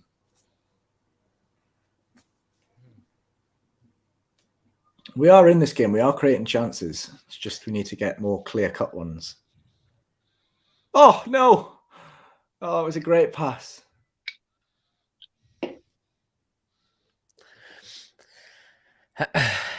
I know we're only 26 minutes in, and I'm not just saying this because I'm from Birmingham, but if Villa play anyway like they did yesterday and we start like this against them, we will beat them. Because I don't know if any of you saw them. They were terrible yesterday. Genuinely were bad yesterday. But defensively, they were terrible. Going forward, they're okay. And I know they've got Leon Bailey to start rather than coming on. They've got Watkins to come back. And Buendia looked tidy, but Buendia looks very weak on the ball. Yeah. Leon Bailey looks really good. Really good, to be fair. Some player, isn't he? Yes. But defensively, they look very shaky. Well, that's the thing with teams like that do look shaky. You've got to take the game to them. You can't expect to nick a goal. Like West Ham are a fairly solid team, like we talked about in the build-up. There's no weak links in that defence, and they've got a solid midfield. So you got to take your chances. But a team like Villa, who've looked shaky, and they'll be knocked in confidence from losing that game against a newly promoted side. Arguably, no disrespect to them, the weakest, the worst, side. Yeah. So they'll take in a massive confidence hit. Definitely. We've got to take the game. Sarr looked good for Watford going forward, and that Dennis was good as well. But Yeah. you know, Villa just had zero bite in the midfield, and Jack Grealish isn't necessarily a bitey player at No. all. Like, he's excellent going forward. He's not one that's gonna, go and smash someone and put tough tackles in like Isaac Hayden does at times. He's not that type of player, but they were missing that. And they looked like the team that they were when Jack Grealish wasn't playing towards the back end of last season. And like I said, I know it's the first game of the season. They got loads of players to come in. Oh. But if they play remotely close like they did yesterday, they will get beat next week. If Bruce decides that he's got some balls and he wants to have a go at them, if he sits back, then we'll get hammered. That's the problem, and that's probably what's going to happen. Oh, for fuck's... West Ham corner, we're trying to break from the back, and Wilson's in a ton of space. And I don't know who it was. It was one of the back three. Just tries to pick him out and just kicks the ball out for a throw-in. Like, can't even hit his man within 10 yards of space. Match stats popping up right now for me. 6 shots each, 2 on target for us, 3 for West Ham. They've had 14 chances in our box. We've had 8, I think it was, or 6. When does that ever happen for Newcastle United? When? Yeah. We'll still lose.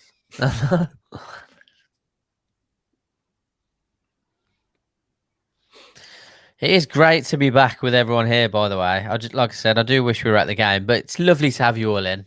Lovely little consolidation prize. It's lovely to have you all in, but if some of the comments that I'm reading, if that's a spoiler and I'm behind and what you're saying is true, I'm not going to be happy about it. No, surely not. Aren't you watching it on Sky Sports Live?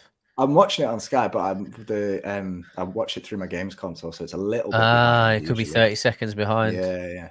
But 30 seconds have passed since that. And I'm still a minute behind Matt when he's 30 seconds behind. What minute are you on, Brandon? 29:42 now. What are you? Yeah, I think I'm the same as you, mate. To be fair, are you coming down this weekend, Matt, or this weekend for the Newcastle game? Are you down or? I can't, no, unfortunately. But the thing is, the reason that I'm on so many watch-alongs, I work every weekend covering live sports, so it's difficult for me to actually commit to the irony. Yeah, I know. So luckily, the games like this, they fall on the day that I'm not working, but I had a full day yesterday, so couldn't have even. Yeah, I suppose I could have travelled up for today's game, but no, unfortunately, I'm not coming. Are you going? Yeah, mate. Yeah. I have to keep my head low around there. Yeah, because they're all my mates, and I can't even be arsed with it. Yeah. Hope we get a result. Yeah, I'll just have to find Lee and everyone and just like put my hood up, and that'll be it. No, I think the comments were on a false one before. I'm not sure. What did you say? I think someone was trying to kind of ascertain who got the first goal, to be fair. I'm not sure. Well, they're saying it's Cresswell or Souček. It was Bowen that got the goal. Yeah. Cresswell or Souček will be credited with the assist. It was Cresswell's cross, but Souček touched it. But I'm not sure if they're given it as like an official touch because it was only a light like scrape. Like Ivan Toney didn't get the assist the other day from that long throw-in. Well, I was thinking that. And if that is the case, if it's Bowen's, and I'm not... Because of that touch from Souček, wasn't Bowen offside once the touch come from Souček, though? I think, great header from, I think it's Fernandez. No, it's not Fernandez. Someone.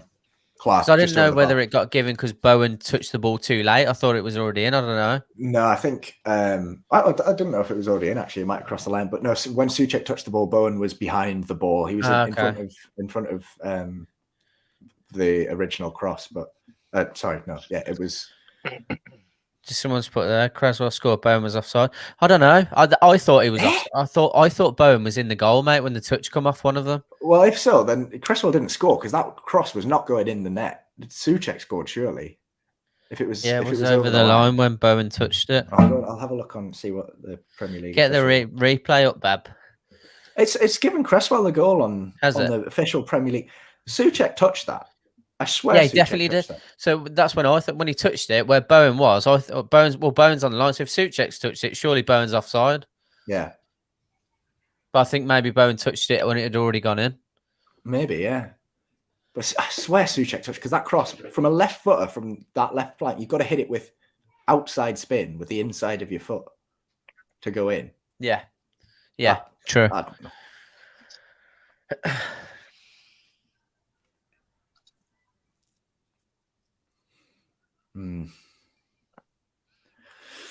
That's a weird one. We'll see on the replay. I'm sure it'll be changed after the match because there's no way. I'm sorry, there's no way Cresswell scored there. Matt's not having it. I'm not. We all saw it. Physics. It got 2 touches. It got touched Souček and Bowen. And fair enough if Bowen was already over the line, but Souček definitely touched that. Even on the VAR check, they were checking if Bowen was offside from Souček's touch, not the Cresswell cross. Yeah. No, I agree with that 100%. Go on. Good touch from Wilson. Good hold-up play. Right, come So, on. Why is Maxi there? Sorry, it's just frustrating me. Go on, son, have a dig. That's crap. Jacob Murphy cuts in from the right wing on his left foot, puts it about, I'd estimate about 40 yards over the bar. Joe Willock there with looks like his parents either side of him. Don't want to assume, but just 8 goals in 14 appearances, it says there for us. That'll be a tidy little return if you can get the same again this season.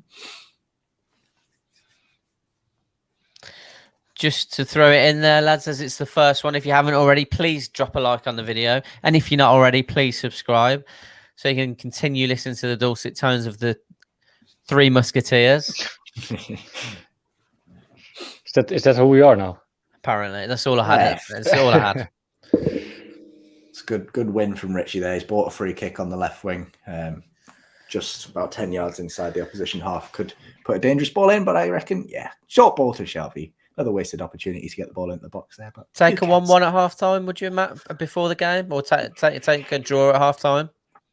Not before the game. Having watched the performance, I'd take a draw because we've been sat back in our own half for 90% of the game. Before the game, I would have been, if you told me we take the lead in the first couple of minutes and then they come back and dominate for the next 40, then I wouldn't have been happy about it. But having watched it, then I'll take a draw. I wouldn't take a draw at the end of the game. I think that's a crap result on the opening day of the season in front of the full crowd. You've got no excuse. I agree. Entire squad of fit players apart from Joe Willock and Paul Dummett and Dubravka, but you can't really criticise Woodman for the goal or the left back. Maybe you should be tracking Bowen. Oh, that's a great ball. Bowen's in behind. Oh, no, sorry, Ben Rama's in behind.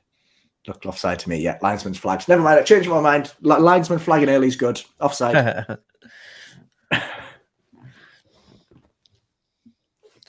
Coming back to your COVID, Matt, what were your symptoms? Oh, you name them, I had them.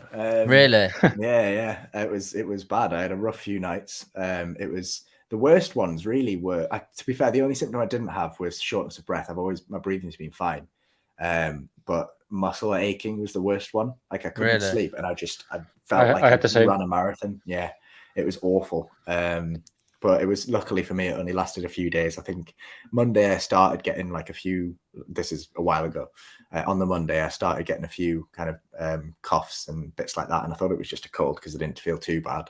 And then I was through it by Friday.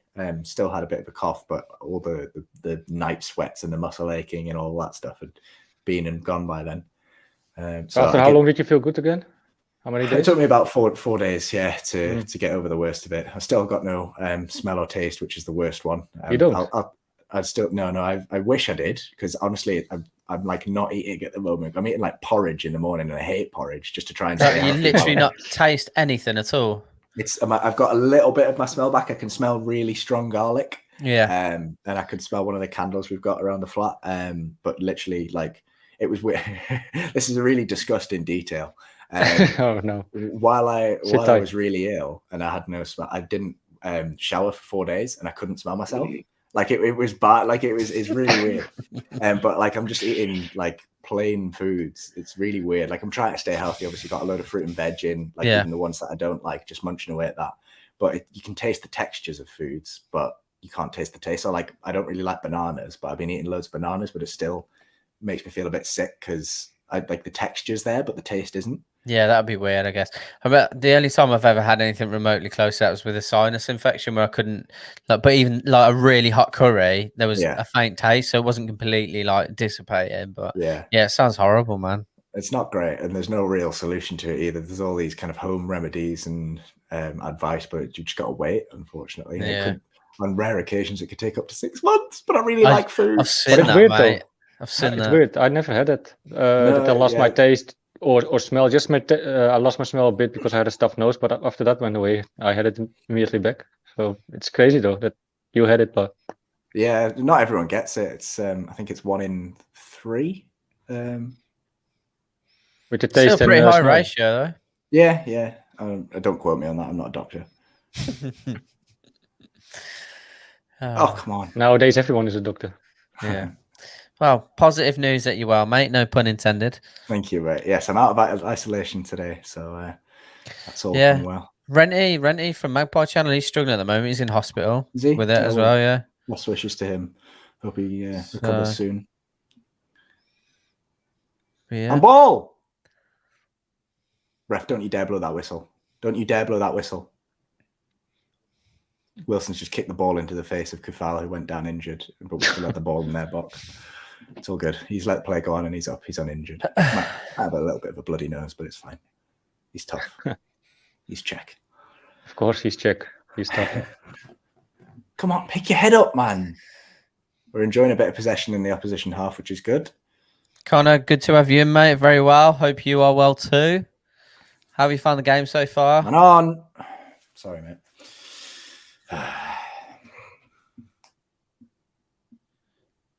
It's frustrating me how deep saint-maximin's dropping to come and get the ball when we're...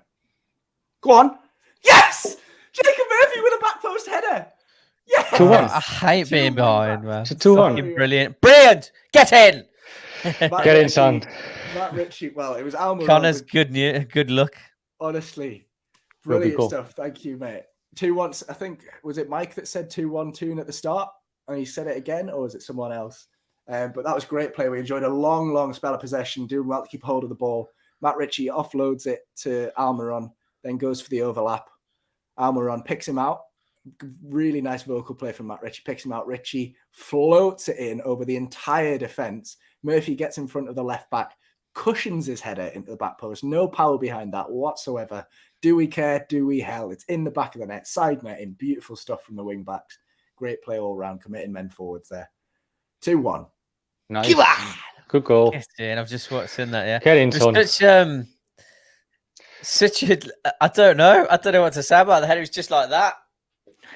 No technique. I just got a feeling it's going to be a on good the season head. for Murphy. I've just got a feeling. Yeah, really hope that not just for him, but for us. He's a good lad, you know. Go on, Jacob Murphy, son. We were talking about local lads. He's one that supported Newcastle from when he was a bairn. Ben is a baby, right? Yeah, from being little, yeah. Like a little man. A small boy.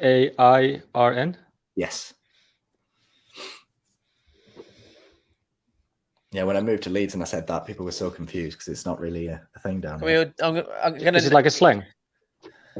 Yeah, I think it's a Geordie. Well, it came from abroad. I can't remember where it came from, but it's a Geordie word, I think. Feel free to correct me in the comments. That's it, Penguin header. We're all going to do the Jacob Murphy. Beautiful. Come on, let's make it 3 before half time. Max Oh yeah, I see Willock's mom now. Go on. Oh. This is good. This is weird for me because all the watch-alongs that I've been on, someone's been ahead of me and I've been the one suffering. Yeah, but mate, I'm just not... do it. Celebrate. It helps. Yeah. I was watching that. I did the watch-along for the first England game because I was isolating from someone else getting COVID. And there's a bar right outside my flat and we could hear the goal go in down there before I could hear it on the stream. Love that. Yeah, I never watched another England game in the flat after that. I was like, I'm not having this ruined for me. Well, soon, in a few years, you can live next to the stadium, literally. Yeah. With Mike Ashley's plan building the flat there, the land he sold. So, what's going on there? Come on. Good defending. I like Woodman. He takes a lot of time on the ball. He doesn't move the ball quickly, and he's got a lot of people shouting at him. But I think it's good to have a calm head to take. He's not being under pressure or anything. He's just surveying the game, and he picks out the best pass. He's done well for me so far. I'd like to see him command his box a bit more from set pieces, but we'll... I will say that was a great challenge from Ogbonna on Maximin. earlier. No prisoners there, was it? Yeah. Oh no, JB knocked some of his Lego over while he was celebrating. Well, I'm sorry to hear that, but you've got more important things in your Lego right now. I'm going to be doing that all day. Oh shit! No, it's all right. It's all right. It's all right. It's all right. No panic. No dramas. Believe. Ooh, ooh, oh! Ben Rama, 25 yards out. Great strike from a headed ball outwards. Woodman went scrambling. Looked like he had his post covered. He's a big lad, Woodman. He's very isn't long. Is he? Yeah, he looks massive when he dived for that. He stretched out so far. I thought he was struggling to get there, but he looked like he just had his post covered. Just wide of the post from Ben Rama. Great chance from here. He's looked dangerous today. Who's that? Sorry, Matt. Ben Rama for West Ham. Maximin's been lively in the last 10 minutes as well. Mm-hmm. It's always worth getting shouted at for being too loud, Nick, especially when you're celebrating a Newcastle goal. Yeah. Don't ever be ashamed of celebrating too loudly. I have it sometimes. The window will be open. The missus will be like, the window's open. Neighbours, blah, blah, blah, blah. Fuck them. So what? So Fuck them. They should be celebrating too. Exactly. Come on. Tady. Prosím, dej mi další pivo, prosím. Would anyone let Gale go instead of giving a new 3-year deal at nearly 30? Got Adam Armstrong back at 24, considering we already had the hefty sell-on clause while he was at Blackburn. I quite like Dwight Gale. He doesn't always, he's not a crowd pleaser in the Premier League. He doesn't always play his best, but he's an instinctive finisher, and we have lacked that. I mean, Wilson's obviously great as well at that, but Gale's the kind of player that'll finish with 1 or 2 touches. Yeah. And I like having that. I like having it because Joe Linton fannies on and he'll take 7-8 touches before he hits the ball. Same with Almiron. And I like having a player in the team that'll just hit it because it catches the keeper off guard. You saw the Brentford Arsenal game when Canos hit that, completely took Leno off guard front post. Did you see McGinn's finish yesterday? Oh, yeah. Matt, like you say, just one touch, instinctive, balls come over, hit it, top bins, unreal. Finish. But that's exactly that. Like, you just caught him off guard, caught the keeper off guard. And they're on about bringing, Adam Armstrong back. Adam Armstrong, when we had him, he had a fair few chances. Wasn't really good enough for first team. No qualms about letting him go. And in the Championship, he has struggled, or in the lower leagues, he has struggled, and he's come into his own recently. Meanwhile, Kraft has a decent shot over the bar there. Coming to his own over the past couple of seasons, but I genuinely don't think he's going to cut it in the Premier League. Yes, he got a goal yesterday, I think it was, but that was from a defensive mistake. And I was going to say, not to take it away from too much, but it was a gift, wasn't it? It was a great finish. He puts it right in the top corner, but it was on a play. It was 1-on-1 with the keeper. You don't get many of those, and they're the types of goals that he'll thrive off. He's that kind of player, in behind, a bit like Callum Wilson. I'm not sure he's going to do great in the Premier League. We'll see. As a halftime whistle goes, Newcastle United 2, West Ham 1. Goals from Callum Wilson and Jacob Murphy, giving Newcastle the lead. Don't spoil it, man. I still have a minute left. A goal Sorry, mate, go on. Apparently, Aaron Cresswell, but we still think it was. I still think it was Thomas Souček or even Jared Bowen. But apparently, it's been given to Cresswell from VAR. But yes, 2-1 at halftime. Decent performance all round. We'll get Steve on at some point during this halftime break to have a quick chat. Which Steve? American Steve. Uh-huh. Okay. To have a quick chat about this game and about the games that went on yesterday, because we know he watched all of those take place, so he can tell us a little bit about who to watch out for, players and teams who we should be scared of this season. But first half, all in all, Brandon, happy with that? I'd take it any day. Yeah. No worries. Yeah, for sure. Play decent as well. Was the score reflective of the performance? Yeah. Do we deserve the 2-1? It could go either way. West Ham could have nicked 2-1 as well, but we're doing all right. With this, we can easily go, like all the comments are saying, top 6 easily. Easy. Well, we will be if we win this. I'm going to be optimistic. I'm going to set the bar again. I said 10th, top Going 6. 6. Carl, what do you make of that first half performance? Who stood out for you? Maximin definitely stood out towards the back end of the first half. Again, Miggy, lively, energetic. I think, yeah, Woodman, you know, he's doing what I wanted him to do in terms of trying to, you know, he's made some excellent saves. Defensively, I think we look relatively sound. I know you've got Jared Bowen, who's a lively player, but I don't look, you know, I think it's a very even game in terms of the way we've set up. We're not going to go. Unfortunately, we've got the players to do it, but we're not going to go out on the front foot. Think we counter-attacked very well. That ball in from Matt Ritchie was fantastic because he's almost overstretching for that as well. Yeah, I thought it's relatively solid, mate. The first 25, 30 minutes is what I expected from Newcastle. But Maxi looks really dangerous going forward, and they just look unable to handle him. I think having the likes of Ritchie, Murphy out wide, who are able to cross the ball in, is obviously help, and then having an actual number 9 in the box is Guys, very beneficial. Got a question for you guys. Like, if Willock is allowed to play next week, for who he comes in? I mean, I'll make sure he's starting, right? It's a great question. I was going to ask that earlier. I completely forgot. Yeah, I had no idea. Maybe Almiron, but then you lose your wide player. Because Almiron's been playing very much on the left-hand side of this attack. Do you go to a back 4, sacrifice one of the defenders, and play him as a kind of behind the striker, number 10 attacking midfielder? I don't know. I genuinely don't. Shelby? I don't know, because Shelby's done well to dictate some of the play of this game. He is tracking back. Yeah, maybe if we stick with the same formation, probably Shelby. If we don't, then maybe go to a back 4, then we go to Kraft. Well, I don't think he will go to a back 4 though. I don't think he'll go to back 4. I think he's got to though. I think he's got to. I think, you know, I think Willock, Shelby, and Hayden is such a complementary midfield for each one of them. They all do different jobs, and will allow each other to play the game not properly. That's the wrong word.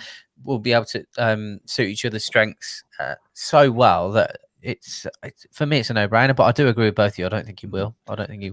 It's a good point in the comments from Matt here. ASM's dropped into Willock's position. Once he's in, will be very dangerous up front. It's a great point. You know, when I was complaining earlier about Maxi dropping far too deep to get on the ball, that's what Willock will be doing. So Maxi will have a lot more freedom. So great point there, Matt. I'll jump out for a little bit to let Steve in. He can tell you all about the games that have gone on over the course of the weekend and give his thoughts as well. So yeah, I'll say goodbye for now, and I'll see you again just before the second half. See you later, mate. Bye. Am I kicking you out now? Okay. Matt's done it. Go on then. Do you want me to do it? What's going on? How are you, mate? You good? Yeah, doing good. Just streaming Newcastle, then got some league going, Leipzig on, so doing good. Nice Saturday or Sunday morning. So. What's the time where you are now, mate? 9:53 a.m. Wow, love that on a Sunday. Well, first of all, good to have you back in, mate. Season started. We're 2-1 up at half time. How have you found the first half? I'm surprised, but in a good way. I really, we didn't look too bad. Conceded the goal, but I kind of expected that. I just didn't think we were going to get 2. But we historically do really well in this game. So I mean, but yeah, I'm very pleasantly surprised. Nice header from Jacob Murphy and Wilson. On a quick side note, though, this is how we were talking, especially last season, first game of the season as well. Yeah. And we all know how that went, you know. So I don't want to be too positive yet. I want to see a few more games, but it's a good start. Yeah. We still have to win it though, but I'm pretty optimistic. I would say probably the majority of the time we were defending, but there were some we've taken our chances, and then did we hit the bar? Who hit the bar? Clark. No, Almiron. Yeah, Almiron hit the bar. So we're creating a little bit more than we saw last year for the majority of the season. But yeah, pretty good. pretty good stuff so far. But yeah, we gotta just be wary of West Ham because they always carry that threat of scoring. And yeah, but great start. So happy. Who stood out for you so far, Steve? I mean, John Doe Shelby hasn't been that bad, honestly. I haven't said that in quite a long time, but he actually wasn't too bad. Jacob Murphy's dealing with Ben Rama, I would say, pretty well so far. Almiron has looked a little bit more lively. Just almost everyone has looked real good. Woodman had a good save or two. So and pretty good so far. I'd say probably standout. I really liked probably ASM just because of how lively he's getting, and he's getting in that Joe Willock position. Seems like he has a little more license to actually go and progress the attack. So 100%, mate. How do you think we're faring defensively? Is it something? Have we set up in the way you expected Steve Bruce to set up? Do you think we're sitting too deep? Do you think there's potential that we're going to allow West Ham to come back into the game, or do you feel that we're looking relatively comfortable? I don't know.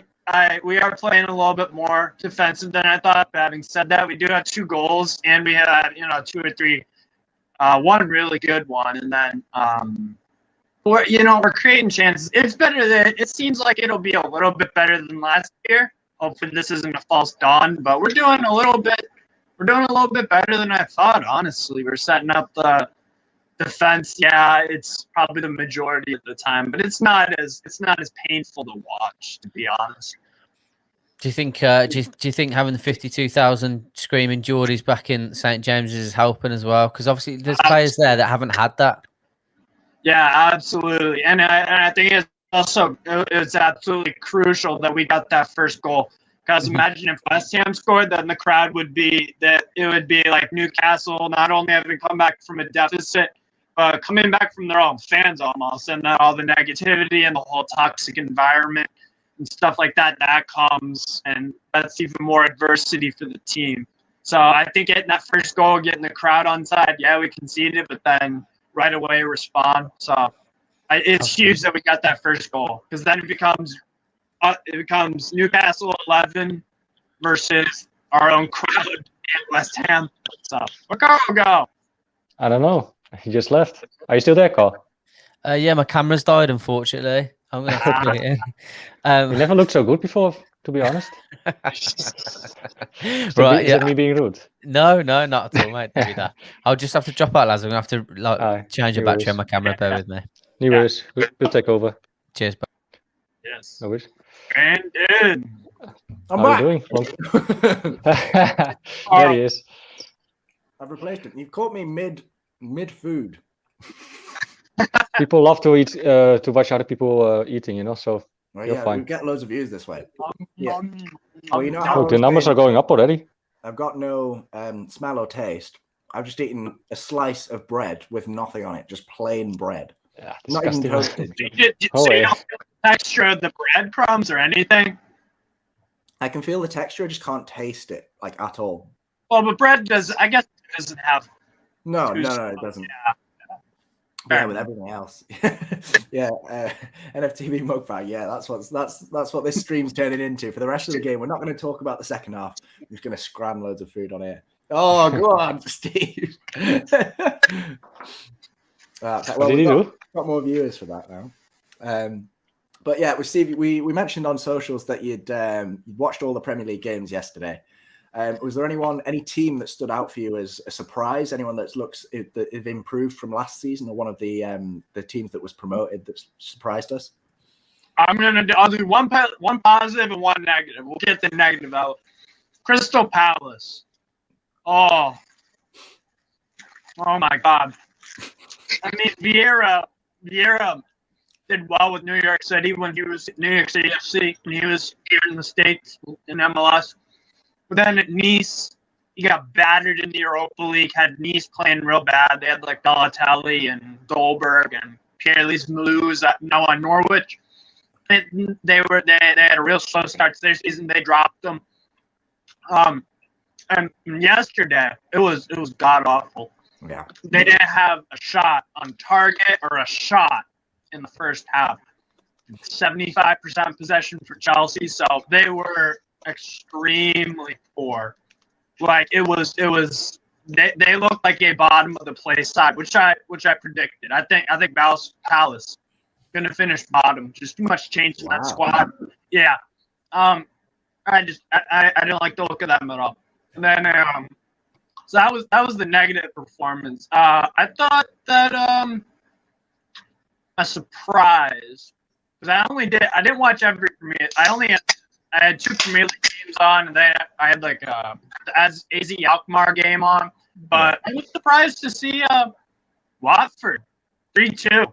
They were 3-0 up, and then 2 goals. But I mean, Watford.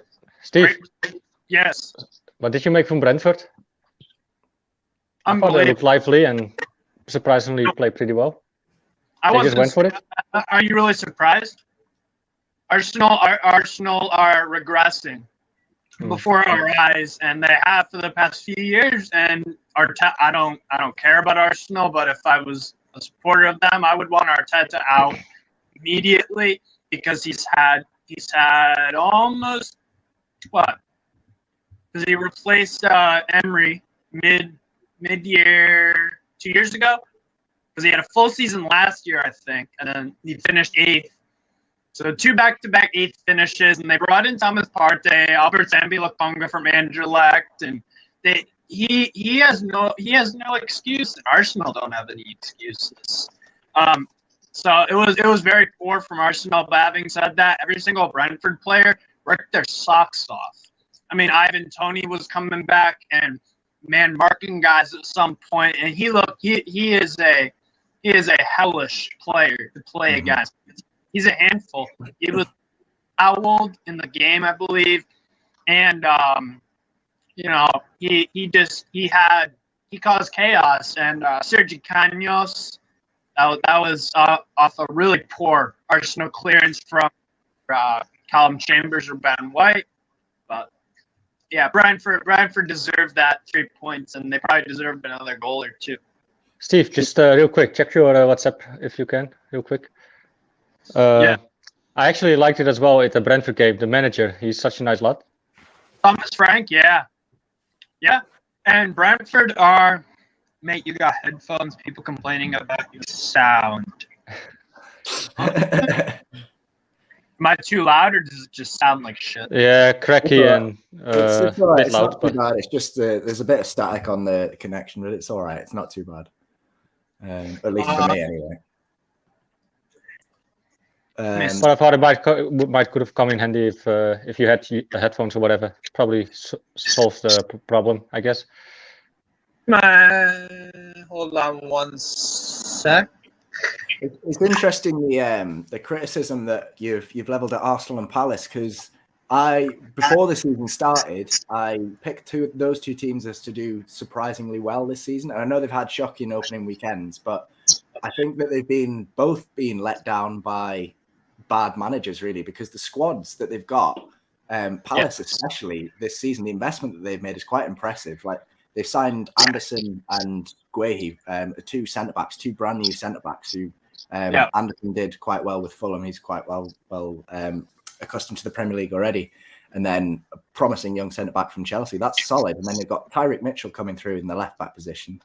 And then they signed Olise from Reading as well, who's just the Eberiche Eze of last year. So they've got Zaha, they've got Eze and Olise to all come back from injury. They are pretty badly hit from. I'll just slide over to this side so you can see my face while I'm talking. They're pretty badly hit by injury, Palace, but I thought that they do a lot better than they had done, but maybe Vieira's not really cut out for this league.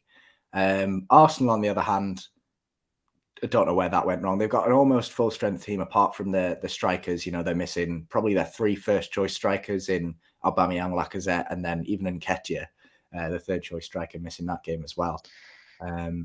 Just really poor from them. I just have no idea where the goals are coming from Arsenal's side. No. I have no idea who's going to score them. I'll add Steve back in if he's ready. Yeah. Sure. Hello. Better? Yeah, it sounds fine to me. Sounds better, Brandon? I guess so, yeah. We'll see in the comments anytime soon. Well, I think Carl is almost back and the second half is about to kick off. So we'll say goodbye for now, Steve, but I'm sure if you're around, we'll see you. Quick prediction from Steve. What's going to be after 90 minutes?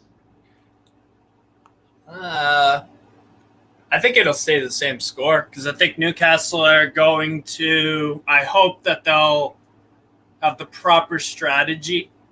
It's good to protect your lead, but I would love an insurance goal because then you can concede one. But I'll say 2-1. I'll say 2-1. But yeah. We'll see at the end of the game. But yeah, thanks very much for jumping on at halftime, Steve. Appreciate you as always. But yeah, I'm sure we'll see you at the end of the game if you're still around. Yes, you will. Of course. You take care. Right, thanks for having me on real quick. Take care, mate. No worries, mate. Take care. Carl back on if he's ready. Goodbye. Carl, give us a thumbs up in the background if you're ready. He is. Lovely stuff. He's back. He's off centre, but he's back. I'm off centre. Hold on. Bear with. And the cap's gone. He's got a lovely trim underneath. I've got the greys out. Got the grey hair out. I put the cap on and he took it off. Yeah. We just switched. Attacking threat. Apparently, last season, I don't know if this was just in the West Ham game, we created 11. Now, there must be, on average, every game, we created 10.5 chances per game. In the first half of this game, we've created 11. So we're already doing much better than we did last season in terms of chance creation. Let me know if there's an echo on my mic, by the way, because I've took my headphones off, so we'll see. No, you sound good, mate. Sound good. Lovely stuff. Jesus. Might put the hat back on. No, leave it out. Yeah, facial hair's looking good there. You've been using Manscaped there, Carl? No, it takes me about a year to get this to grow in, so I'm not right. You don't touch it. No, I don't touch it. like the advert where he goes to the hairdresser. Oh, not that hair, not that hair. Exactly that, mate. So, yeah, I shave about once a year. Oh dear. Right, what's that called? Don't start about facial hair with me, like fucking hell. It takes me 2 weeks to grow a little bit sort of chin hair. I trimmed mine down last night, but this looks like I've been growing it for months because it takes that long for me to get it out. Yeah, I wish I could actually grow a full beard. I wouldn't grow in. Jenny wouldn't grow in. I don't think we have anyone on the channel who has a good beard except for Johnny, though. Yeah. I've got to stay careful because Johnny will have some words. That's funny. People telling me, like, believe me, you should be happy that you cannot grow a beard, really. But all I want is just to have a little bit more of. I want to get rid of the baby face, but probably never will work in my life. If I had expendable income, I would get beard like an implant. Really? Yeah, well, I don't have an expendable income to go and spend like 3-4 grand on facial hair. Well, you can do it in Turkey for cheap, like. That's true. That is true. So, get yourself a holiday. Yeah. Oh. Well, this is very strange. This feels strange. Being in the lead. Yeah, that and having a relatively decent amount of attacking opportunities and us being the one that's taken more of them. It's nice. I mean, you can credit however much you want to Graham Jones, but it looks like we're trying to be more positive this season. Yeah. Yes, we are sitting back, but we are creating chances. We're getting the ball in the box. We're getting players up to support it when we do get it up there. This is it, and I've said in the chat, you know, and we're all massive critics of Steve Bruce last season, and rightly so. But to a certain extent, I'm going to try and give him a bit more leeway because I just found that when we said things, there would, you know, the opposite would happen for us last season, and we did end up finishing in a relatively strong position, regardless of whether we thought we were ever going to get there. We did. So I'm just going to be like, you know, just take it with a pinch of salt, but then. Yeah. If it goes tits up, though, now there's no hiding for him. No, definitely. I mean, it's one of them, though. If you're saying that we're going to improve and there are actual slight improvements, I'm okay with that. But you're telling me we're going to improve and then we revert back to how we were at the start of last season, then obviously he deserves criticism. But if this is how we're gonna look to build on right now, I'm not gonna complain too much. No. I mean, it annoyed me slightly when Steve Bruce said, like, "Oh, change doesn't happen overnight." But, Yeah. well, yeah, you've been in charge for You have been how in long charge now? for three. Is it his 2 third years. season? This will be his first season, right? I think. Yeah, I think so. Hopefully his last. Correct us if we're wrong. Yeah. It just annoyed me that because you're the one that should be enforcing change, you know? Oh, absolutely, and that's what I mean. Like, if you're going to say that we're going to change, then do that. Like, don't hide behind your words. If we start to see change, that's fine. You'll start to get fans behind you. But yeah, if you can't continue to say the same things and then play the same way, yeah. Is it full capacity actually today? put the lucky hat. All right, I'll put the hat back on, gentlemen. There's full capacity available. I don't know if it's sold out, but I think by the looks of it, it looks fairly packed out. I think there should be at least 50,000 in there. John Joe Shelby in the going in the book, getting his customary booking. Wait, is he wearing the captain's armband? Who? Shelby. John Joe? No, He is, you know. He is. I thought Fernandez had it. So did I. No, he is took it at captain half actually. time? He is captain, I think. Does he That's walk weird. back and say, "Give me my he's captain. band. Give me my band back"? That's strange. Well, we might have to stick with John Joe being captain as we're winning. I mean, Brandon, take the hat off. They want us to go back to how it was previously because we were winning. Everyone's being a bit superstitious. why do I look better without the hat on? No, you're not saying that. Just saying that. I can go and get my hat and put that on. We can all be matching. Do it. Hold on, just got So they don't concede straight away. Well, they just had a free kick over the bar. So. Thank you, Ronan. I saw your comment. Thank you. You look better anyway. Cheers to that. Well, that's frustrating. So McLaren.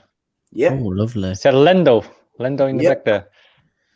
Do you know, Miggy getting out of his McLaren on the way to the game this afternoon as well. Hey. All good signs. All good signs. You know what? Miggy is the last person on this team I'd expect to drive a sports car. I was so shocked, mate, when the photo went in the group and he's literally getting out of a McLaren. I was like, what the fuck's going on? Someone labelled it, I think, like Miggy getting out of his Batmobile. I was like, that's a McLaren. All black. It's off. They haven't just scored once you put your hat on. What's going on? Did they equalise? Matt! Fuck's sake. Did they really? Yeah. Oh, fuck It's off. so poor. It's so poor. Maxi dispossessed in our own half. Jared Bowen on the ball, picks out Antonio in about 40 yards of space. Jacob Murphy nowhere to be seen. Lumps a hopeful ball in, lofted into the back post. Rat Ritchie's not covering his man. Ben Rama heads into an empty net. It's a good header, to be fair. Keeper covers it well. It's just right, placed really well. But Matt Ritchie nowhere to be seen. And none of the three centre backs. To lose the ball. Fucking hell. Aye. Don't know what Maxi was doing there, like. No. Can we blame this one on Maxi? You blame him for losing the ball. I think you blame Jacob Murphy and Emil Kraft for letting Antonio have that much room to get that ball in the first place. Very frustrating. And then you blame Matt Ritchie for not tracking his man, or even Kieran Clark for not covering. You've got three centre backs. You shouldn't have a hopeful ball chipped into the box, not even whipped in. You shouldn't have that just floating there. Kieran Clark should have cleared it, like. It's just so poor.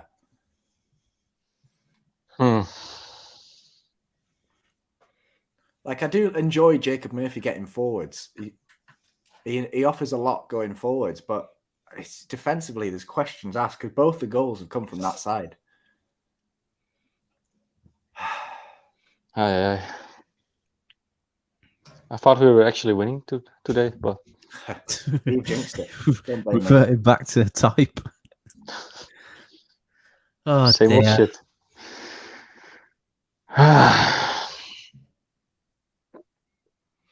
ASM lost the Yeah. ball. Fucking hell. Someone who's put Ronan that stupid yellow hat. It's orange. It did look yellow to me. I've got different settings on my computer. He, Is it he bought his actually hat orange? from AliExpress, actually. That's why it's yellow. Bloody hell. At least we have, let's stay positive. We still have plenty of time to win it, but Yeah. Oh, look, I did say 4-3. You know, we're halfway there. yeah, you're close. You're getting closer. Who did you say who will be goal scorer? Said Wilson Brace. Well, I didn't include Jacob Murphy, so You're wrong on that one already. Maxi Right. and Kieran Clark bullet header. I'll take your result any day now.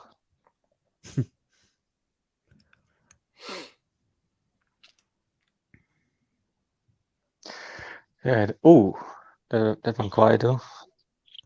Go on. Oh. What minute are you on, Matt? 55 going into 56. Okay. You're definitely you're a minute ahead of us. Us, I guess, right? Yeah. It's cool. It's cool. It's cool. Fucking hell. How frustrating. It's more fun to do the live stream when we're winning, but strangely enough. Matt, who's gonna win the driver championship, world championship with Formula One? I'd like to say Verstappen. Good Although, luck. you know, I've got nothing against Lewis. I just like something different. You know, like when Leicester won the league, no one cried, did they? Ooh. No. It's all just a little bit sketchy with Mercedes now. It's just all falling the last few races too much to their side.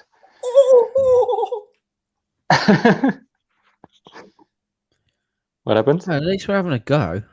I'm not going to spoil it. I'm just going to let you see it. We didn't score. So, Okay. but it was awfully, awfully close. Oh, Kung Fu Wilson. Max's it about- headband is saucy today. I think he's actually wearing a Gucci headband. He is. Blue one. I thought he had to wear like Puma or something. Oh, we don't No. have Puma anymore, do we? No, you don't have it He was anymore. wearing, yeah, because he was wearing Louis Vuitton ones in pre-season, wasn't he? Mm. Shit. What happened there, like? It's the Kufa. Sochuk. Oof.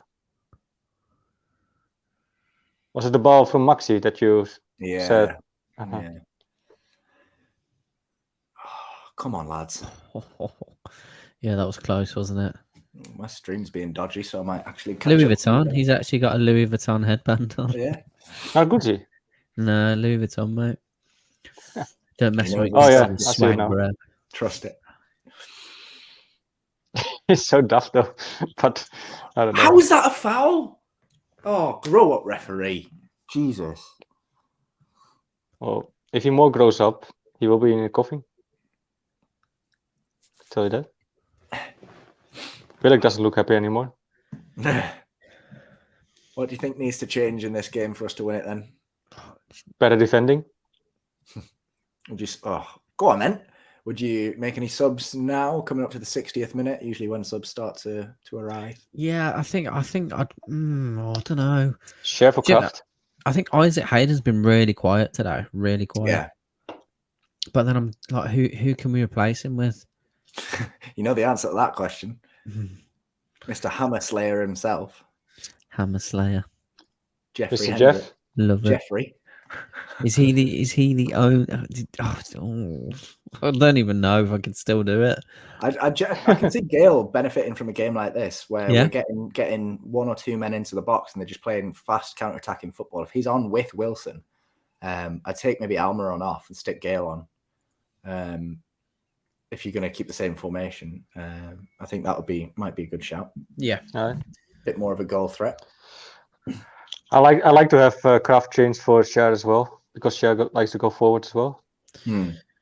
Would you? Yeah, it's not a bad shot. Would you look at bringing Fraser on at all, or are you happy with the front three? Front three. I wouldn't change too much. Maybe Miggy, but Yeah, I think the only person of the front three that I'd even consider taking off is Miggy. The referee's not give that, has he? He's not.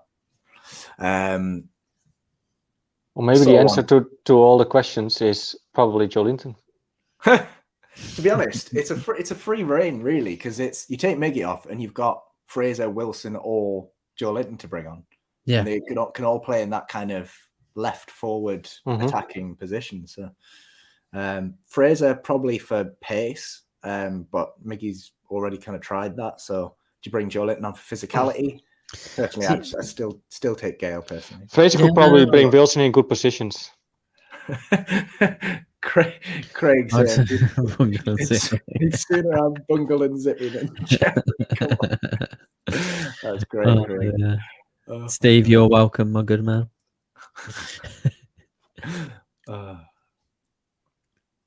Bruce Tactics score, defend, concede. Yeah. We're not defending very well at all. I think maybe Shelby needs to come off. Someone pointed out, someone called him championship standard earlier, which was a bit harsh, but I think his lack of tracking back today has maybe been what's cost us. Be careful, someone will throw out some statistics where he's run 10 miles from nowhere. Oh, Christ. Oh, Christ. Who was that? Oh! Refs give a penalty. It's For never them? a penalty, like. It's never a For penalty. us? No, West for Ham them. penalty? Oh, you joking? That's never a penalty. I really don't think that's a penalty. They hit the post, and then the rebound came out, and Oh, come on, no. I don't think it was a penalty. I think he gets the ball, but I'll watch the replay now. Jesus. I think he gets the ball. He gets the ball for me. Is it gone to VAR? It's got to have, surely. Maybe everything will get VAR'd, but yeah, he gets the ball. So this might be overturned.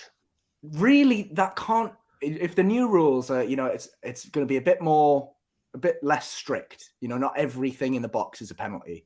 He wins the ball for me, but it looks like it's being given. He wins he's off his feet, but Fornals is already going down. How is that a penalty? How is that a penalty, man? I think they're still checking it. That looks really light. Surely not. Surely that's not a penalty. Surely not. It doesn't even look like one in real time. No way offside. Surely it's not a penalty. Apparently the check's complete on the penalty. But They've give it. They're checking something else, but I don't think it's going to be overturned. I really don't think that's a penalty. I think that's a really harsh decision. I know we're all biased, but I don't. If they're just saying because he's jumped to ground, he's got the ball. I tell you what, this is a massive moment for Freddie. Is he giving it really? He saved it! Has he really? Get him! The rebound! Have they scored? Oh, fuck off! Fucking Souček! Fuck off, man! That's annoying. That's a really good save as well. It's just. I hate Czech players. Did I say that? It's a great save. He's dived low to his left, but he's tried, instead of palming it out wide, he's tried to stop the ball and it's just pinged out. It's a great save. Oh, he's unlucky. He's really unlucky there. Fucking hell. What's everyone saying in the chat with regards to that? Do I think it's a penalty? I think everyone. Chat, do you think it's a penalty or not? Yeah. Never a pen. That's really light. Fucking hell, we go from 2-1 up to 3-2 behind. Premier League. It's showing it after the penalty he's scored. He gets the ball. I don't understand how that's a penalty. Okay, so check. Oh, it's such a good save, isn't it? It's a joke. This is a joke, man. I feel bad for Freddie Woodman there. We don't get luck, do we?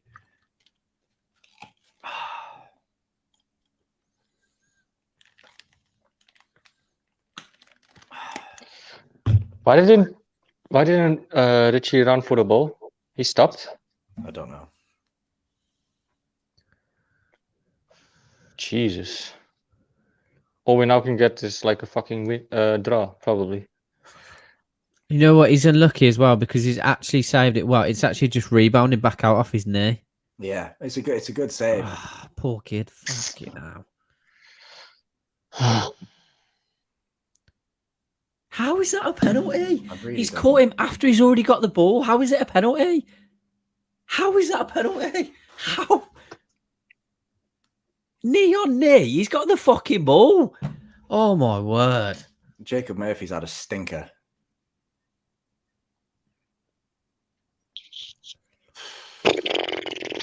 I mean, you think Murphy's obviously got the goal, but you think the first 2 goals came from that right-hand side when he wasn't tracking back. And then the third one, he's given away a penalty. Whether it was a penalty or not, he's dived in the box. Yeah, no, agreed. Like like you've all said, the defending prior to that was fucking terrible. Hey, we've got Craig the optimist here saying, Carl, your prediction 4-3's on. No, yeah, it is on though, isn't it? Where's my phone? I hope it's true.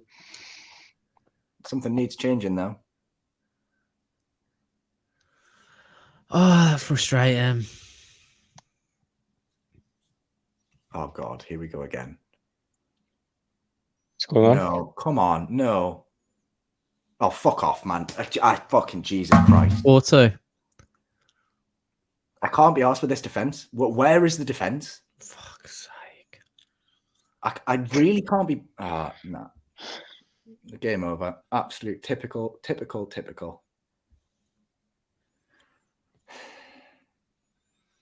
Who scored it, Matt? Antonio Benrahma with the assist. Fernandez gets sucked up by Antonio, loses the header, then continues to press despite losing the ball. There's just no defense. Absolutely, this is a disgrace. It's a good finish. It's right into the bottom corner. Keeper maybe should do better, but it's just fucking. The keeper should save that, really, but still.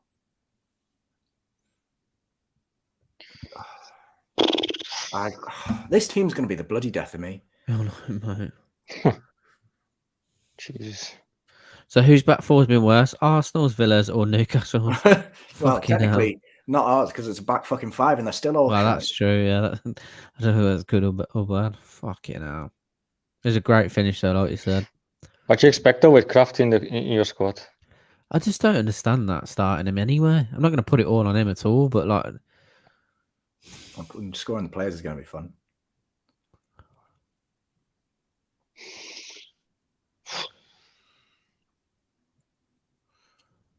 I mean, why is Fernandez jogging? By the way, I don't know. Why is it he's fucking jog? Well, actually, was it Clark? I think it was Fernandez or Clark. One of them was fucking jogging. Well, Fernandez gave the ball. Well, didn't give the ball. It just didn't win it high up the pitch and didn't track back. Looks like Fraser's coming on, or he's getting stripped to come on. Gale's still sat down, so he's not going to be coming on anytime soon. Who's Fraser coming on? It doesn't say yet. He's just talking to the manager at the moment. All right. And I thought we had a decent defense. So did I, Dylan. It's been terrible. This was. I didn't think it was too bad the first time. But it's stupid. Like you're not even playing your best defenders. No. Why wouldn't you? Doesn't make sense to me. Well, you can say for sure that the Benrahma goal doesn't go in if Lascelles is playing. Well, wait. I remember why we don't play our best players. Because we have Steve Bruce as a manager. I got it. I mean, Jesus, man. Sorry, guys. Go on. Just a joke. Yeah. If Jamal Lascelles is playing instead of Kraft, say it's in a back 3 and he's playing on that right hand side, does he stop all the goals that are the first 2 that come down the right hand side? Say that again, sorry, Matt.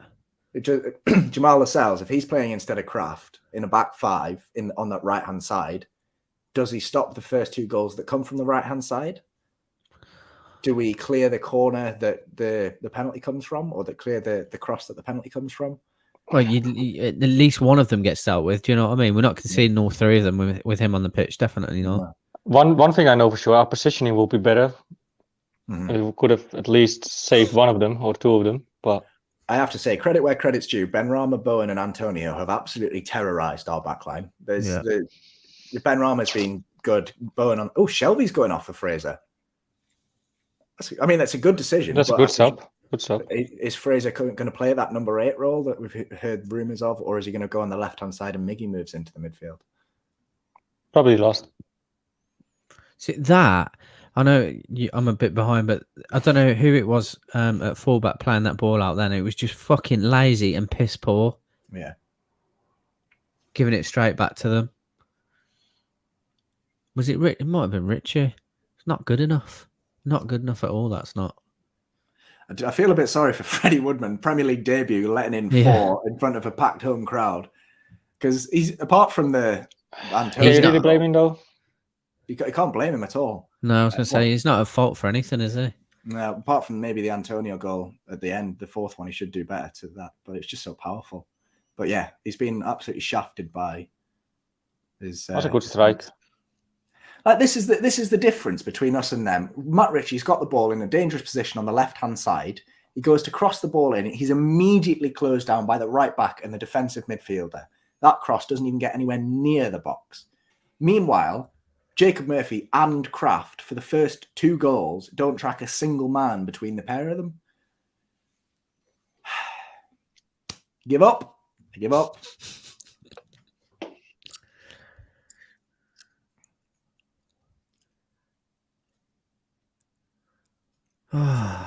Goal and assist for Ben Rama. Goal and assist for Antonio. I'm going to the toilet, lads. Be right back. Yeah. Mute your mic. Yes, I will. I'm joking. Oh.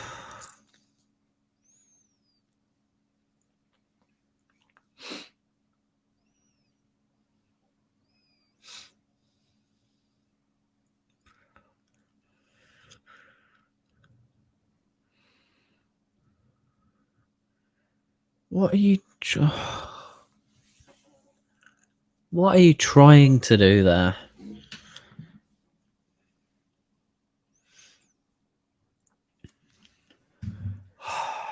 It's just so frustrating. Like, we know what this team going forwards is capable of. Mm-hmm. Yes, we've scored 2 goals, but what was the plan? Shut up shop? Well, we've not This done is that. it. That's it. It just seems like the only plan is to absorb pressure, score, and then there is no plan after that ever. Yeah. Richie's trying to dive and buy fouls now, but the referee's having none of it. West Ham are on the counter-attack. Ryan Fraser's having to fill in at left wing back for now. Hayden's treading water. Murphy's actually in position for once, but West Ham still have the ball in our box. Oh my God, I thought I was in. Murphy's being absolutely had on toast by Ben Rama. He's had his number the entire game. Why is it always the ones you root for are rubbish? I don't know, mate. Get him in the bastard. Get him in the book. Declan Rice has just ankle tapped saint-maximin, bringing down, and it's not even a booking. John Joe Shelby got booked for practically nothing, and then, although it looks like Rice has knocked himself in the tackle as well. Fucking hell. I give up. It was a good season while it lasted.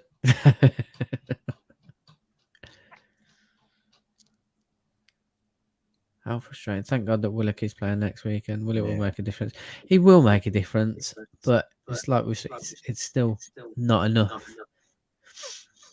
Is it? Here's a good question. Is that no, not that one. If Newcastle get relegated, who do you think would get snatched up? None of them. They're all shy. Probably Wilson and the front. Yeah, I was going to say the front 2 or 3. Other than that, obviously Joe Willock as well.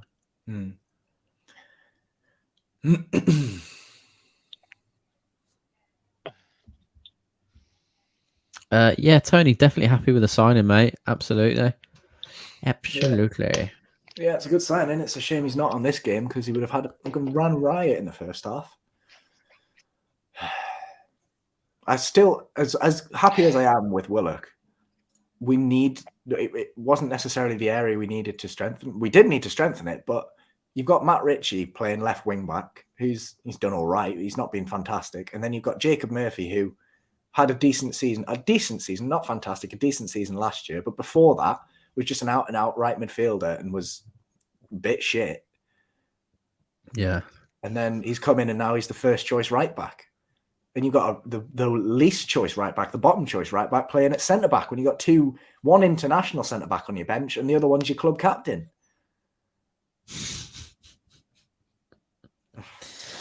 Oh, God. I don't even know what to say to that. Yeah, good point, Mike. Joe Willock will be saying, why did I come here? I think we're all asking that question, to be honest. Well, he probably sorted out something in his contract that can let him leave quickly, right? Or easily. Yeah, there's a good point from Tony here. Do we not need a centre-back over a goal-scoring midfielder? Maybe we don't need one over a goal-scoring midfielder, but when you've let Florian Lejeune go, who is on loan last season, probably one of the better centre-backs we have, and you see Emil Kraft playing centre-back, for God knows what reason. That's it. Like, where is the logic there? Did they honestly feel that Emil Kraft was a better option than Florian Lejeune? Genuinely. Yeah, I don't know. How much did we get for Lejeune? It was undisclosed at the time, wasn't it? So I wasn't overly I wasn't massively disappointed with him going because in context he only played like 40 games for us because he was injured. That being said, like, he's had the best season of his career last season, having a full season, playing in decent competitions. Well, I think he played 38 or 40 games last season, something like that. So considering we were paying his wages anyway, or even if it was half of the wages, I just don't understand why you wouldn't allow him to have at least 6 months up until January, for example. Like, I just don't understand that at all. No. Especially, and I said I wouldn't have minded so much if we'd have got like over 10, if we'd have got like 10 million for him. And as far as I'm aware, someone was saying it was close to like, more like 3, something like that. Which is joke. Just scandalous. Yeah. Yeah, saying someone asking about Nat Phillips rumours. Honestly, why not? To me, he comes off as a younger, more inexperienced Jamal Lascelles. Just big and will throw himself in front of anything. If it's a loan, yeah, I'm all for it. But you've got to start your centre backs before you buy some. You're playing a right back, centre back. You've got 2 sitting on the bench. Why not use one? Absolutely. It is strange that Lascelles not playing. It is strange. Has something been said? No idea, mate. Someone asking if Manquillo's injured. Nope, he's not. He's just not being picked. All right, so Caden coming in with his trademark loose tackle there, but luckily he gets away with it. Yeah, he hasn't had his best game today. No. He still looks off the pace, like he's trying to say. Yeah, he's coming back from a pretty horrific injury. How much preseason did he play? Because you think he'd be back minimal, I think, wasn't it? To be fair. Yeah. Oh, for God's sake, that's so lazy. Kraft is bloody awful. Here we go. This is going to be another goal. What happened? I'll tell you in a minute. No, they haven't scored. Kraft tries to play maybe a 5-6 yard pass to Almiron just outside the centre circle, and it's short, and one of the West Ham players intercepts it and counter-attacks, and they nearly scored. Fraser. Oh, just round the post. Decent. Oh.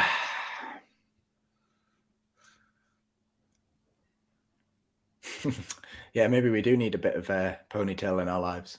Andy Carroll's available.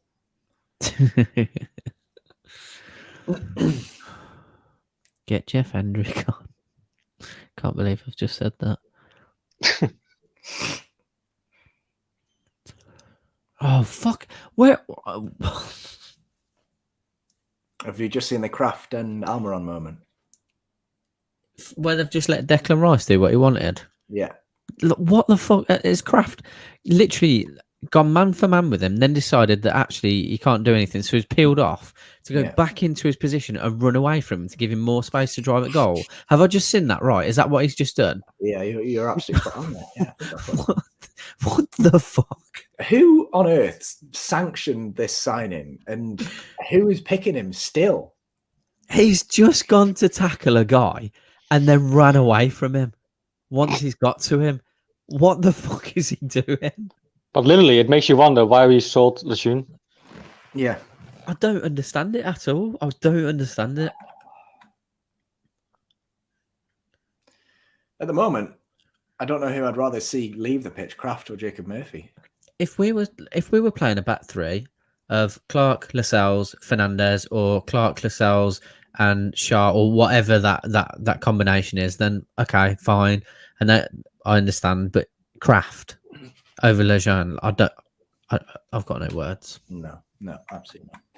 Paul's here. He's a Leeds fan. Chin up. West Ham are a good side. You'll play easier, as will we after yesterday's debacle. Must admit, I'm surprised you switched off and let West Ham take over.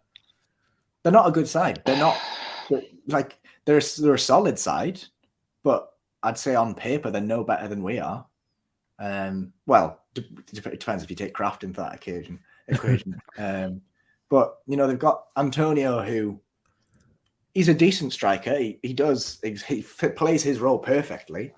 And then you've got two unpredictable maverick wingers in Ben Rama and Bowen. You've got a similar kind of saint-maximin and then either Fraser or Almiron, take your pick. So you're pretty matched up there. It's just the defence. Yeah. I'm wondering actually why West Ham is not playing Yarmolenko. Yeah, I don't know if he's not fit or something. Just Well, he's on the bench. Yeah. We know. I know 100%. Yeah.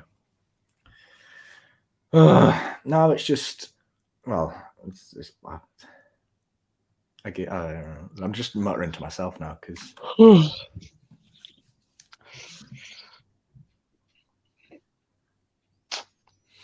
Sam coming on for scoring the players. it's just going to be us three for scoring the players. Yeah, Sam's not coming on anymore. Sorry, guys, if you're waiting around. He isn't? No, he's not going to be able to make it on. So it's going to be us three for that. And then, of course, the live fan reaction later on after scoring the players. So stick around for that if you're wanting to get involved. Yeah, that's a good point from It's Finners there. No plan B from Bruce. It was the same all of last season. Lee's being saying when we go behind, we should change the formation, switch up the tactics. But Bruce has said always, I don't like tactics, which, it's 2021. Who needs tactics? Well, you look at a side like Brentford, who, they've got quality players, some quality players, but realistically, they're a championship team, as were Leeds last year. But they've got a manager who absolutely knows what he's doing, and they get miracles out. Exactly. There's a reason that both championship sides got a result this weekend, and it was because they're newly promoted and they thought, let's go and have a fucking go. Let's not give them any respect. Let's go and have a go. Yeah. What do we do? Sit back. Relax. After being 2-1 up. Take it easy. Just But the problem is that it all the time just works out for Bruce as well. Like, he thinks, in the end, I will get 40 points. I'll be the man in the end. Like, I'm right in the end and blah, blah, blah. Yeah. Like, with this football, of course, you got to pick up points here and there and probably win a few. But I don't know if this is good for long term, though. No, of course. And it's just frustrating when you are 2-1 up and you can close the game out or at least build on that. And instead, you continue playing the same way that you were. And this is what happens. I don't know how many times this has to happen for it to sink in. I really don't. I have to say, though, the penalty was probably game-changing. Yeah. And it was an easy given pen. I mean, I don't know. No, that's a fair point. Curious to see what... I'm curious to know what would have happened if the pen wasn't given. It would have probably be a draw. The saviours are coming on. Sean Longstaff and Joe Linton. Yes. Yay! I mean, they haven't done that today, mate, because had they have sat back today, it would be a 0-0 game. They've not been counter-attacking today. So there's 6 minutes left of normal time. And now he decides to take Kraft off to go to presumably a back four with Jacob Murphy as a full-on fullback. With 7 minutes to play. Do you want any guesses who's gone off for Joe Linton? Wilson? Callum Wilson. You need 2 goals to get into a game, and he's gone for a straight. What a joke. Absolute disgrace. I don't Oh, know. sorry. No, I was wrong. We haven't changed the formation. We're still a back five. Isaac Hayden's now a centre back. I can't. Smiles. I can't. Happy new season. Clearly, there's hope for us right this season. I would like to think so. Though. I can feel the rage building up inside me. I just need to keep taking a want breather. Good half an hour rant from you, Carl. This is just ridiculous.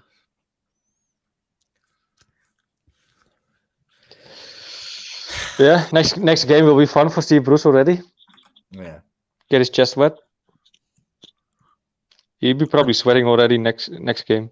Don't even care if it's Graham Jones that's made this fucking decision.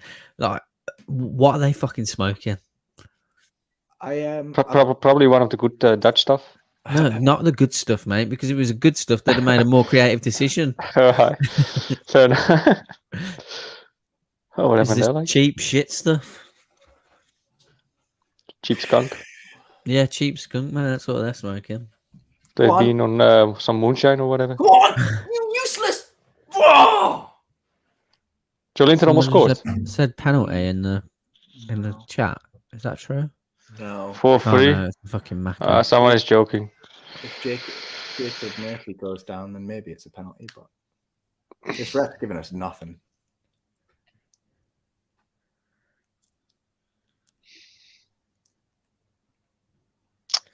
I can still not wrap my head around it that Macca's can have fun out of this when they're still fucking League One. What's the problem? Clutching at Check out yourself, man. That's all they've got to clutch at.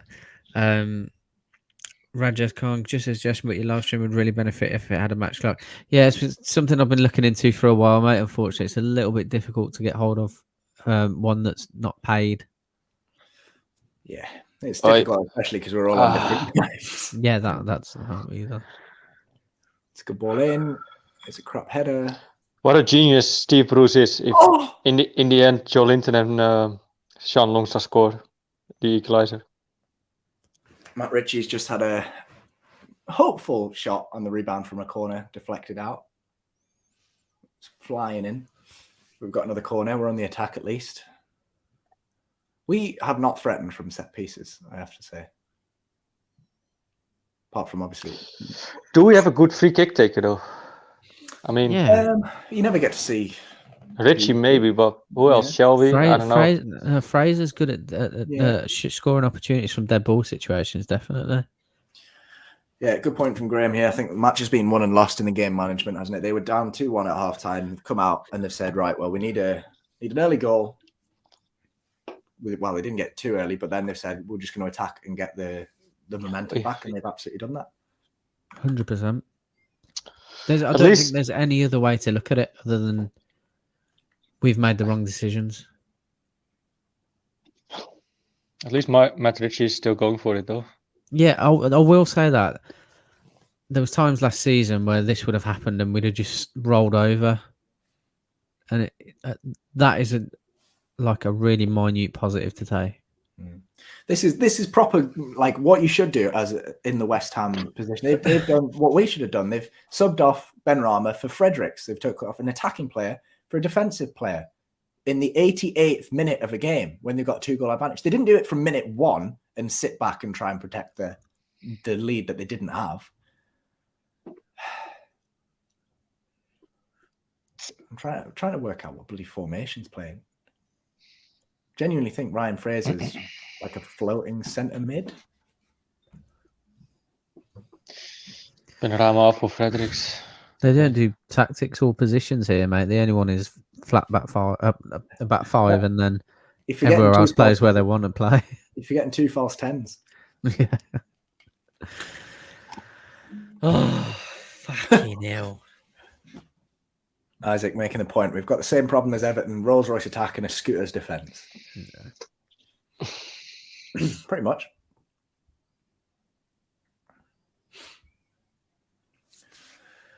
Oh, God, it's the same old fucking story, isn't it? Got a long day ahead of us. Making Can you content. remember the last time we played, like, actually played? Would you say Man City we played well? When even was that? I can't remember that when The that last was. season. I think it was the third last game of last season. Was it? Oh, here comes Yarmolenko for Bowen.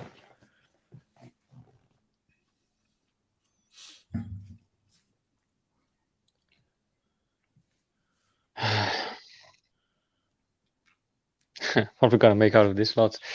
Jeez. Yeah.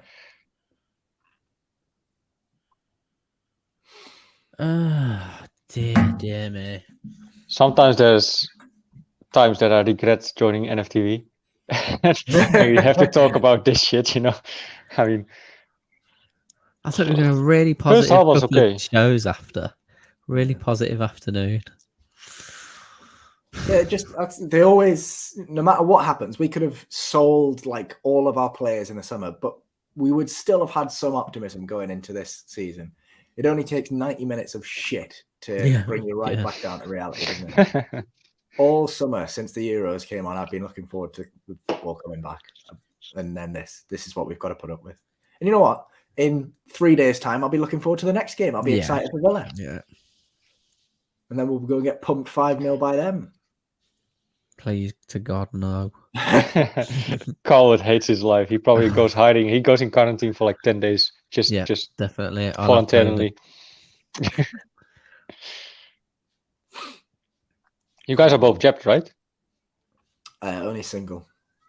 No, mate. I've not had my second dose. I had my second dose booked, but because I got COVID, I had to push it back a month. So you're not jabbed, jabbed. Oh, hi. No, I think the rest of the lots are all. I'm just waiting until the little one's born. I didn't want it to knock me off my feet and stuff like that. So, but you will. I think so. Yeah. Well, you guys know my standpoint, though. I've not made a complete final decision, mate. To be fair. It's Finners in the comments saying we lack discipline. Takes one leader in the backline to structure it. Yeah, he's calling Jamal Lascelles and he's on the bloody bench still. Considering he's actually our main captain as well. Yeah. Well, Fernandez and Clark are both good defenders, but neither of them are particularly. They don't strike me as vocal players in that backline. They don't lead. Fernandez out of the two, but even then. Yeah, well, that's a good point. Superfly. At least we're not Arsenal. Could be worse. Could be much worse. Yeah.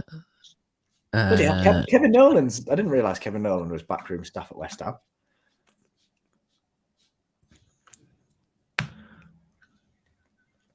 Antonio's gone off. Ben Johnson's come on, no doubt to humiliate us.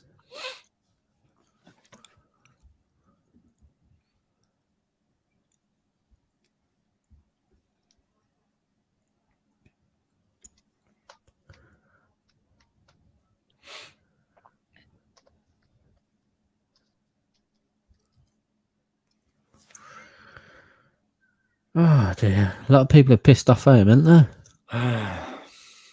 I don't blame them. Can you imagine what has it been? 18 months since the last full capacity, however long it's been, and you pay God knows how much to go and watch a game of football. You watch your hometown club or the team you supported all your life. You want to go see them in the flesh. For some people, this is the first time seeing Saint-Maximin in the flesh with his skills and Callum Wilson in front of a big crowd, and he gets slapped 4-2 by a bunch of Londoners.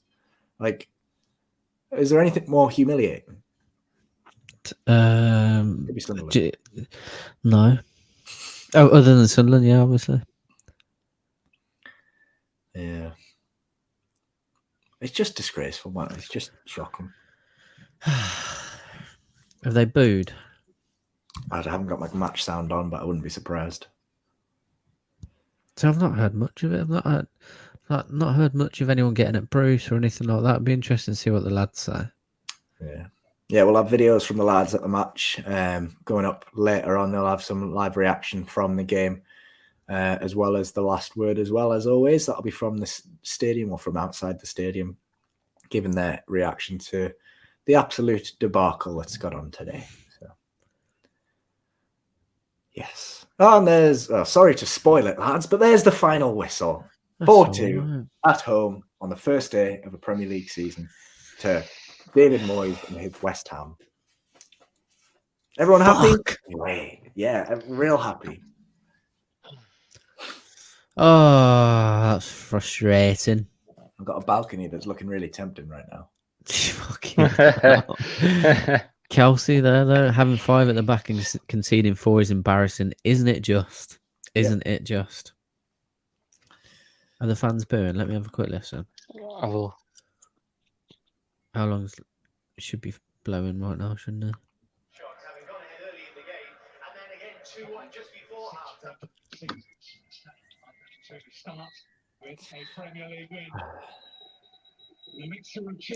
Mixture of cheers and boos. It's not deafening.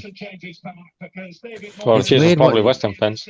It's weird seeing St James's like half empty with people leaving early. Though I will say that. Yeah. Well,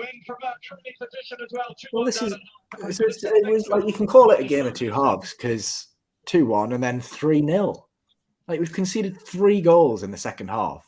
Yes, one was a dodgy penalty. Yeah. But Andrew Bell says John Joe can go and play for West Ham for me after that performance. yeah, I think.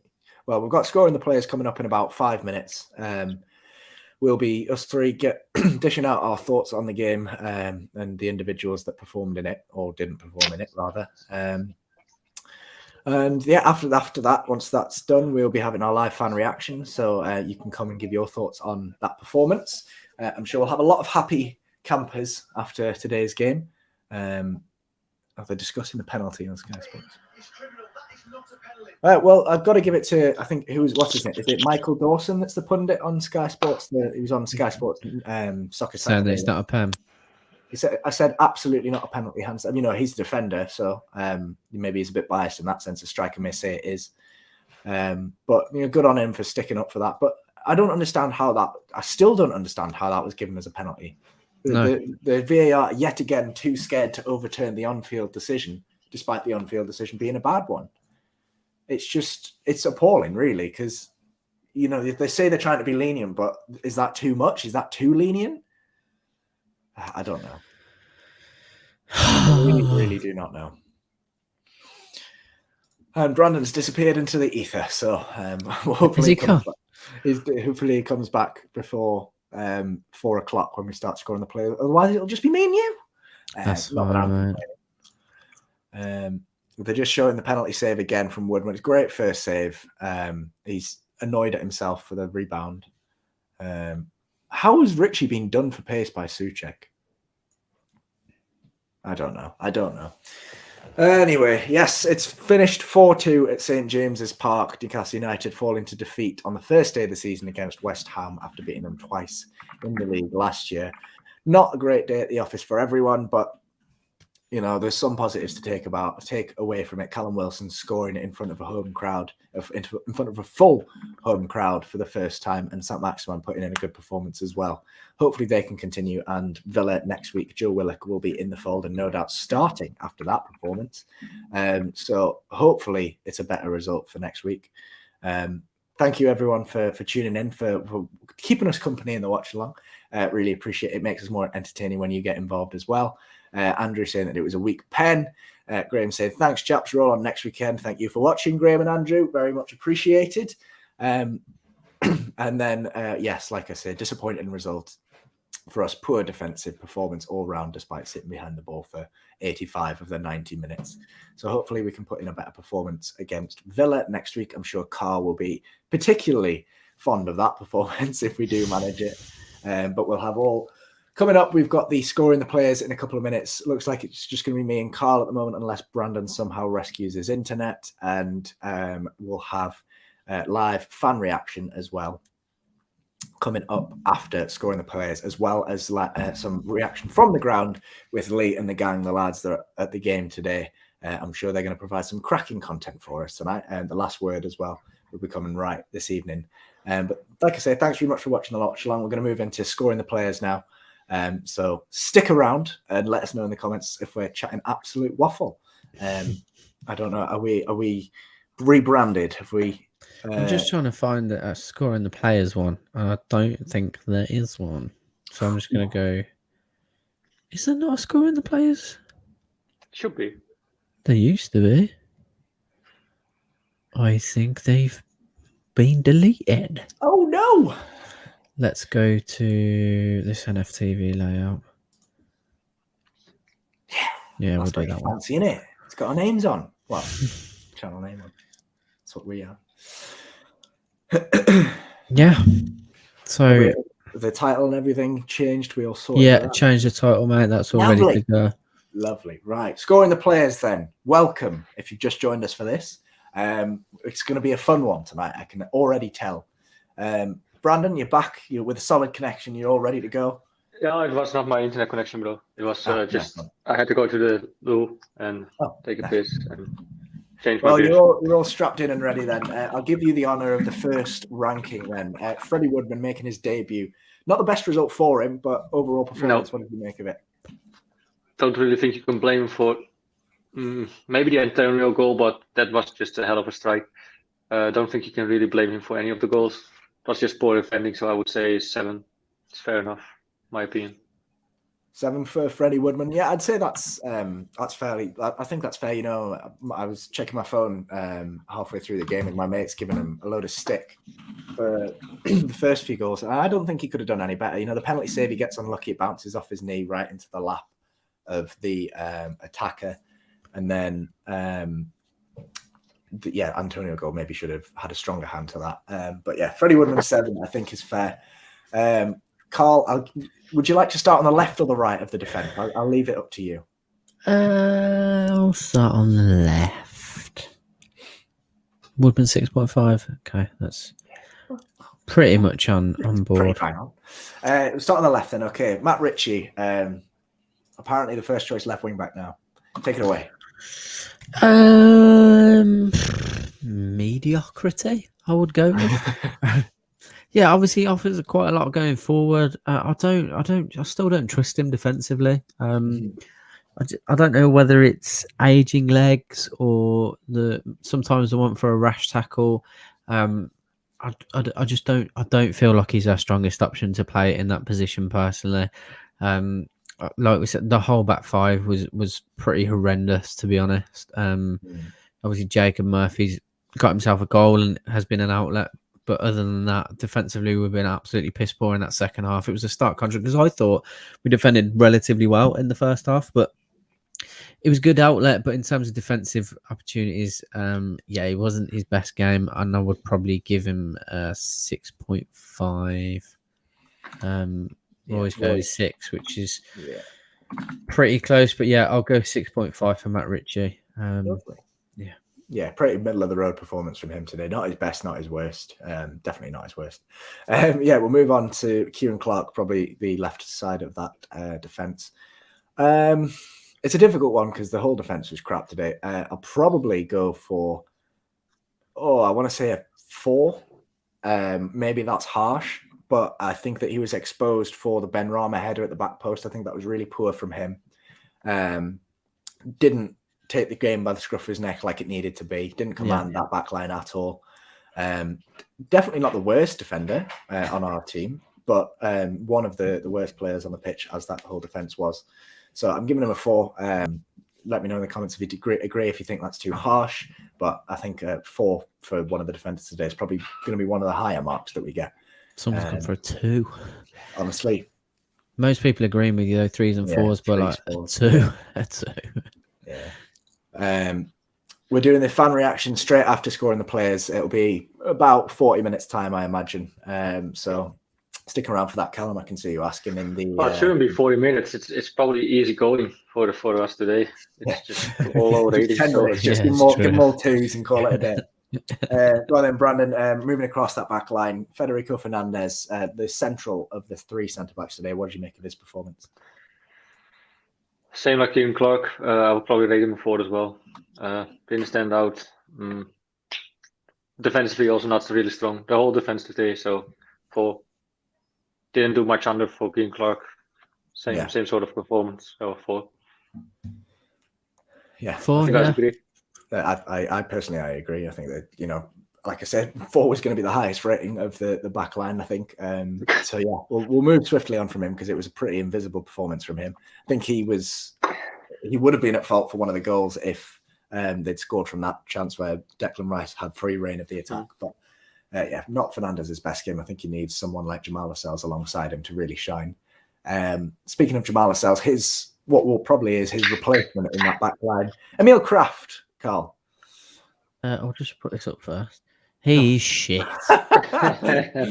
He's so bad. Awful. He's so bad. Like his positioning is awful. His communication is awful. But like I said, that one moment you already alluded to it, Matt, and then obviously we got to watch it after. I've watched him come from his centre half position, close down Declan Rice, get within inches of Declan Rice, then decide he's not going to tackle him and run straight back to where he was originally to allow Declan Rice to continue driving towards goal. It was the worst bit of defensive movement and decision making I've ever seen from a footballer. It's ridiculous. He clearly doesn't know how to play the game at all. Not at this particular level, anyway. I've got nothing else to say other than he's the worst centre half we've ever had at the club. And I feel bad for him because he's not a centre half, so he's been made to play in that position. But he's genuinely one of the worst defenders I've ever seen at Newcastle United. So he gets a 1. I think that's fair. I mean, I think what a 1 is maybe generous, but 1 is absolutely spot on. I think he was the worst player. The worst player in that back line today.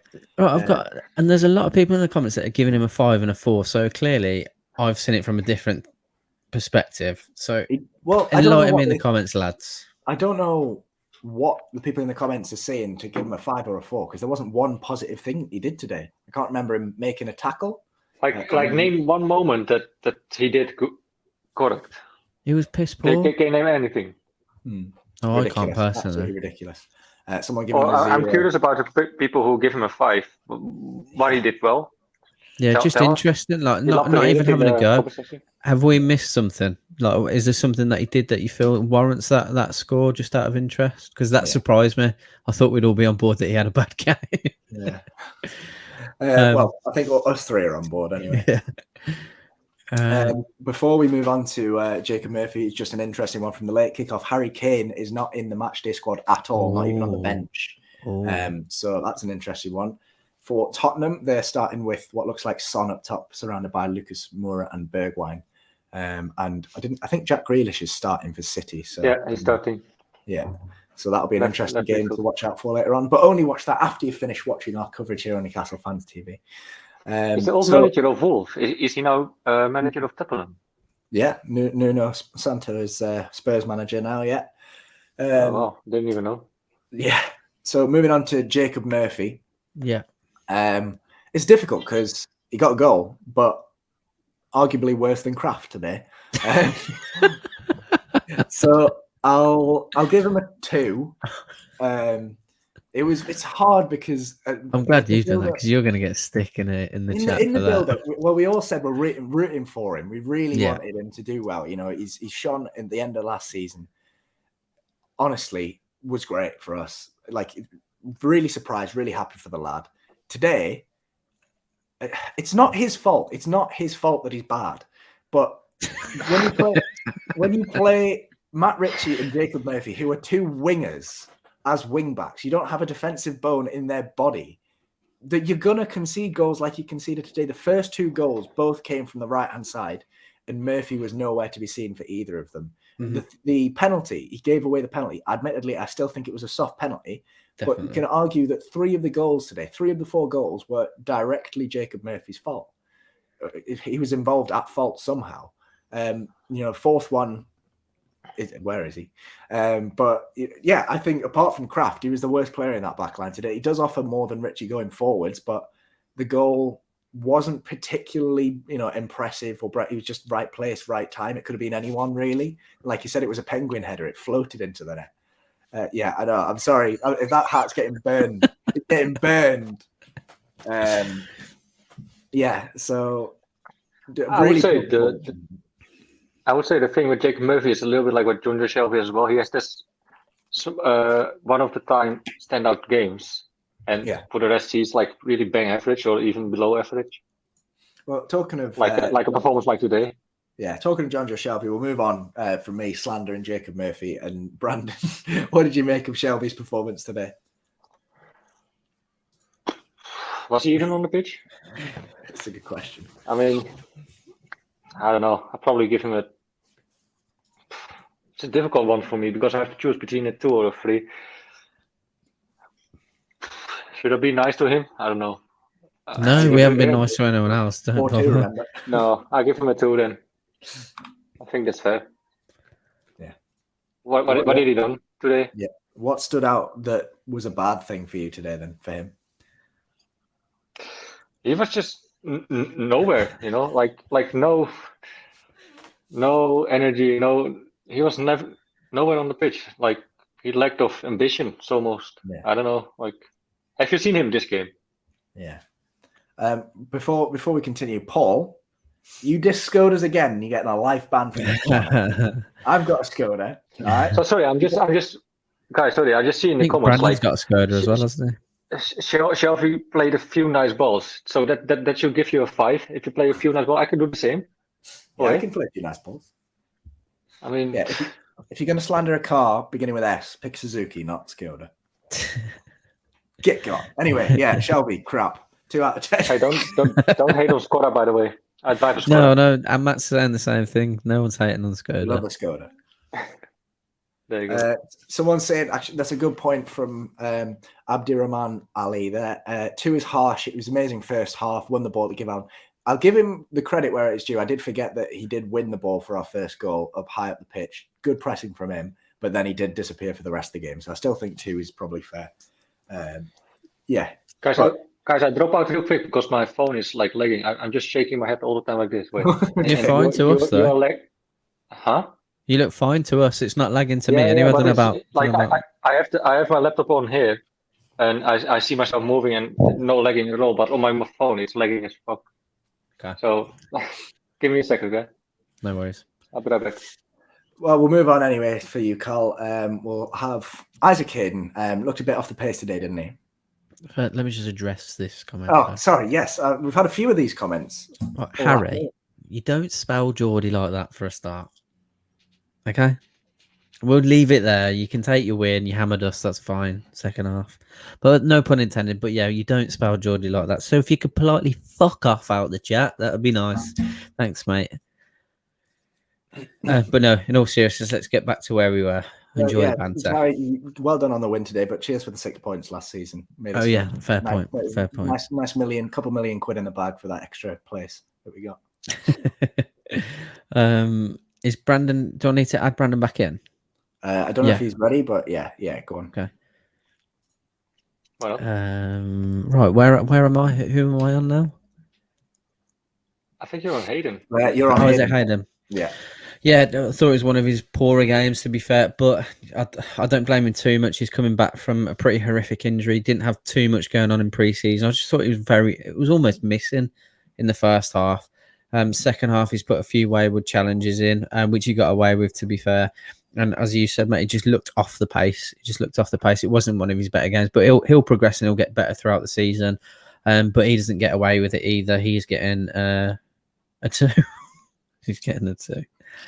Harry, the West Ham fans asked if we're going down. Well, yeah, probably on that performance, and given that we don't have 6 points off you this season as well, so I think if we can still score 2 goals against West Ham, we will be fine probably. But yeah, he gets a 2.5 just because he's coming back from injury.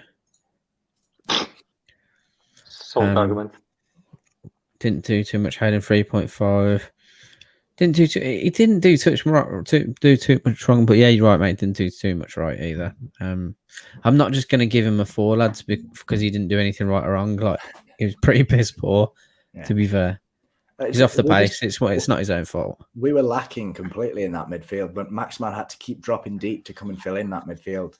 We're really lacking somewhere. Why we go 5 at the back and then 2 in midfield when that's where the battle was won or lost today? Really, really. Passenger. Someone said that Hayden was a passenger today. That's absolutely right. Yeah, he was just the game bypassed him, as was Shelby. Shocking. Yeah, but we'll move on past the midfield. We've covered the back 5. We've covered the midfield 2, and it's onto the front 3. Probably the best performers on the pitch. I'll take.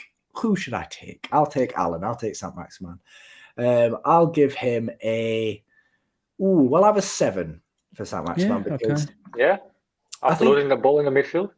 I was going to say fighting words. No, I think you got a good point because he did cost us. That was probably, you can probably give him most of the blame for that goal. But he was the only one really that looked like he wanted to take the ball to West Ham. He kept dropping deep. He kept trying to make something happen, and obviously got the assist for the first goal. He was the only one that looked threatening in the midfield third. The only one that Almiron did okay, but again was a bit invisible. Wilson didn't have much to do apart from in and around the box, which he did well enough. But I think you're just a little bit too nice on ASM though. Too nice? Yeah. What would you give him? I would probably give him a 6. Okay, well, yeah, it's not too far off. Well, I wouldn't worry. Like my Matt Ritchie rating's clearly overrated in comparison to the rest of these now. Like, in hindsight, it was terrible. I think ASM was pretty middle of the road today. He tried everything he could, but he's not a one-man army at the end of the day. He couldn't dig us out of the shithole that the back five got us into. So, but I think that he's doing on our own midfield, in the center of the midfield, you cannot lose the ball there, and that's what happened almost twice. It happened once, and you see what happened, and it almost happened twice. So I don't know. He cannot do that anymore, man. No, I agree, but I don't know how much blame is on him because he's not used to coming deep to get the ball there because he's used to, if he loses the ball in his normal position, like 20, 30 yards up the pitch, there's not like an immediate danger. So he's used to trying stuff like that. Whereas he's had to drop deeper because someone like Willock's not in the team. So he's taking risks deeper, but he doesn't realise that. So I'm not sure if that's his fault or the way the team was set up. But we'll give him I'm giving him a 7, but we've got some dispute whether that should be lower. It's your pick, so you're rating. So yeah, I'm going to go for that, and we'll move on. So Brandon, do you want Almiron or Wilson? Should I go easy and just pick Wilson? It's not that easy though, is it? I think. Yeah, I think. What did you say? Winding him up.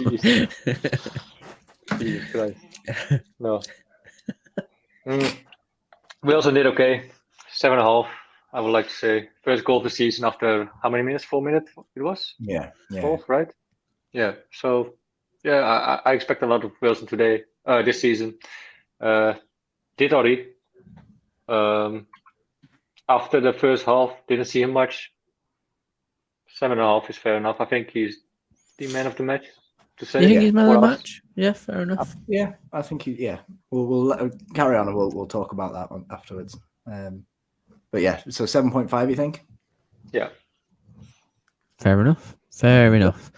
I will finish up with the starting 11 in terms of Miggy Almiron, and yeah, another one that there was a passenger. That being said, I thought he linked up with Matt Ritchie at times quite well down the left-hand side, to be fair, in the first half, that is, which led to the goal from Jacob Murphy. But second half died off a little bit, running into holes. So I'll give him a 4.5. Miggy, wherever you are. Miggy Almiron. Yeah. And I personally would have preferred him. I'm happy he started over Fraser. I think he's got more energy about him. But he needs to be consistent. He needs to start producing, because performances like this, if they continue, then there's no point in him being in the side. Yeah. It's good to see though that the chat pretty much agree with our ratings. Sometimes we're just a point off, but most of them agree with us. Mm-hmm. Yeah. But Lazy Sunday run into brick walls mostly. He does it a lot, doesn't he? That's something he does do. That his final decision making, once he's had that burst of energy into actually creating something from it, is lacking at times. But yeah, so 4.5 for Miggy. Room to improve though. Yeah. He was a bit invisible today, but he suffered because of the lack of the ball that we saw in the game. So maybe we'll see something different at Villa if we take a different approach. We'll move on to the subs then. I'm going to have to wrap my memory now because of the lack of impact. Fraser the first sub? I think he was, wasn't he? For if the other two came on together. John Fraser for John Joe, yeah. I don't know how long he played for. Can I give him an NA? We'll give him a 5. Because he did have a couple flashes. He took a shot that he bent round the post. Yeah, that's. But didn't have too much of an impact on the game. But didn't do anything wrong either. Came on as an impact sub, but kind of had the same impact as Miggy, really. Yeah. So I'll give him a 5. Do you think that's fair or too harsh or too lenient? No, fine with that, mate. And then I think you could easily go for the non-applicable as well. Yeah. I think it's more the case like did didn't Bruce sub too late. Yeah. And the last two substitutions were Sean Longstaff and Joe Linton, who came on towards the end. Is it worth giving them a rating, or do you think they were NAs as well? Probably say an A personally, but it's up to you boys. Do you want to do as a majority? Let's just save them from a harsh rating and just say not applicable. Yeah, that's fine. Yeah. I mean, neither of them did anything, so it would be harsh to give them a rating. What minute they came on? 87, something like that, right? It was something 85? daft, but with less than 10 minutes to go, I think. Yeah. Yeah. Onto the main man then. Yeah, the fun bit, the manager. Fun bit. Don't forget to get involved in the comments as usual, lads. Give us a rating for Steve Bruce today. How did he get on? The way he set up the team, the way he adapted to the game, the results, everything. Take it all into account. We'll each give a rating and find our average. And don't forget to drop a like on the video. If you haven't already, if you are enjoying it, subscribe to the channel as well as NFTV Extra, of course, our sister channel. And don't forget to drop a like and subscribe on the video. Like on the video and subscribe to the channel. Fantastic. But yeah, Bruce. Carl, you're the man in the middle. We'll start with you.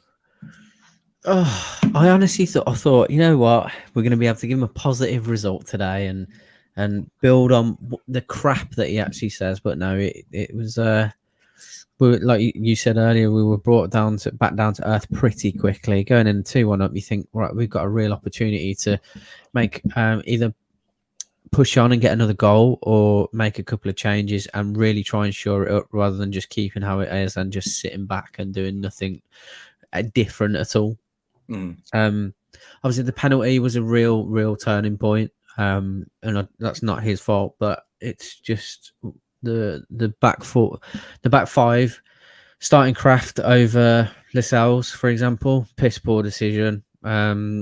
Substitutions too late, and then bringing on Joe Linton, like you said, when we needed 2 goals for like a straight swap for Callum Wilson, not changing the formation, is mind-boggling to me.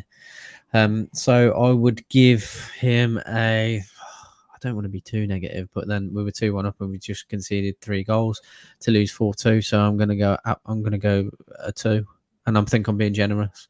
So yeah, Brandon? 2 from me. I have to say, first half we played okay. I agreed with the sub that he did for John Joe, for Ryan Fraser. Then the subs from Joe Linton and Sean Longstaff. Okay, you take Emil Kraft out, that I agree with, but the result, I mean, probably go with a 2 as well. Just for making one good decision and setting up the team quite all right. But just Emil Kraft starting takes the number down again. So I guess a 2. Okay. Yeah. Anything with a Kraft automatically gets you a -1. Yeah. No, yeah. It's difficult.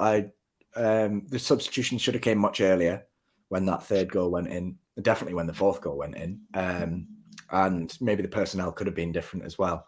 It was funny, we were texting the lads at the game and Lee says, finally he's changed the formation when Sean Longstaff came on.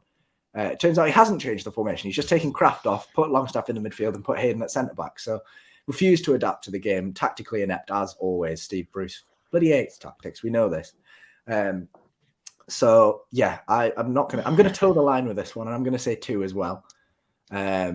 So yeah, bang average, really, well, below average. Shocking again from Steve Bruce. Team selection, I don't mind 5 at the back. I really don't. I mind the personnel that's in that 5 at the back. Yeah. Especially when you come up against a team like that who are clearly vulnerable. You know, you got Craig Dawson starting at the back. How old's he? 51? Like, you've got run at the lad. You've got saint-maximin, Almiron, and Wilson up top. You get the ball on the deck and run at him. Yeah. We'll move on. It's a result. It's in the past now. Who got the lowest score? Kraft, right? Yeah. Yeah, he was the villain of the with the 1. With the 1, yeah. Could have been all even the blame to Carl. Oh, I'll take it. Like, if anyone disagrees with me, that's fine. But I thought it was a 1, personally. Is it perspective though, guys, for the future? With Joe Willock coming on soon, probably. Look, I think as we said, I think that there was times last season, and I think obviously if things continue in this vein, it will be the same. But the one positive that that it seemed a really minute positive that we didn't just roll over. We did still try and attack to some extent, whereas in games previously we'd have just sat down and just opened our cheeks, basically. The most frustrating thing to come out of this game is the amount of chances we created, because you can tell Bruce is going to go, right, we created loads of chances. That means we were really attacking. So we lost the game. I'm going to do the opposite now by not attacking at all to make sure we don't concede. It's just going to go. I hope you're so wrong, mate. I hope you're so wrong. I really hope I'm wrong too, because Jesus. But it kind of makes sense what you're saying. Yeah, I wouldn't be if you go in the great head of Steve Bruce, he probably thinks that way. I wouldn't be surprised. I would not be surprised to see us get rolled over at Villa. Absolutely slapped down there. Please don't get that bad juju around here right now. I don't need it. I'm burning the hash. So all the bad luck's gone. All the bad luck's going. But no, thanks very much for tuning in, guys. If you've stayed with us through the watch along and scoring the players as well, or if you've just joined us for scoring the players, thank you very much for not only tuning in, but for chiming in the comments down below as well. Appreciate Carl and Brandon keeping me company for the last couple of hours or so, or coming up to 3 hours now on the live stream. We're not done yet, though. We're not done yet. We've got the live fan reaction coming up very, very shortly in a couple minutes' time. Carl and Brandon will be speaking to some of you live and getting your thoughts on the game. We'll be tweeting out the link to get involved if you want to jump in. Someone apologising for the rude West Ham fan. We're all football fans together. Whatever team we support, we're not all like him. Eric, West Ham fan. I appreciate that, Eric. Appreciate that, Eric. That's a very, very nice sentiment. Thank you very much for the apology, but we're used to people like that on this channel. Yeah. So, and if I'm completely honest, I've been like that myself on Twitter over the last couple of days. So. Yeah, we're all guilty of that at times. So yeah, like I say, guys, thanks very much for tuning in. Dayan's got it right. Hit that like button if you haven't already. And subscribe to the channel. Stay tuned if you want to get involved in the live fan reaction. These two are going to keep you company. I'm going to have to go. Unfortunately, I've got some personal stuff to deal with. But thanks, guys, for keeping me company. And I'll see you very shortly. And you take care. Take care, mate. Goodbye. Good on, mate. Just going to chuck a quick YouTube gaming advert up there before me and Brandon take over for the fan reaction. First one of the season. So bear with us for a couple of minutes and we'll be straight back. The link is in this description as well in the chat if any of you want to join in, because we've still got a good 135, 140 people watching. Don't go anywhere. We'll be back shortly.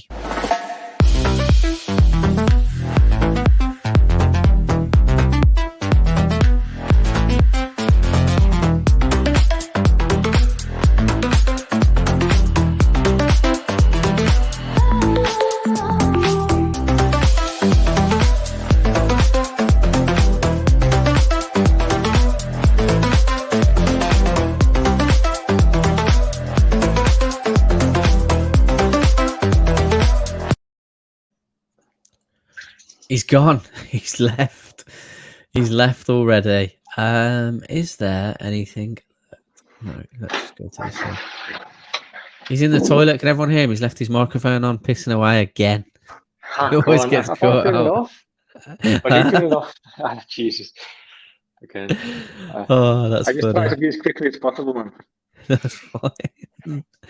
Right, let's Why get do you always this. do this to me? Oh, it's not me, brother. You left the microphone on. I turn it off, but I don't know. Whatever. Well, we've still got Steve Bruce up as a 10, a 2 rather.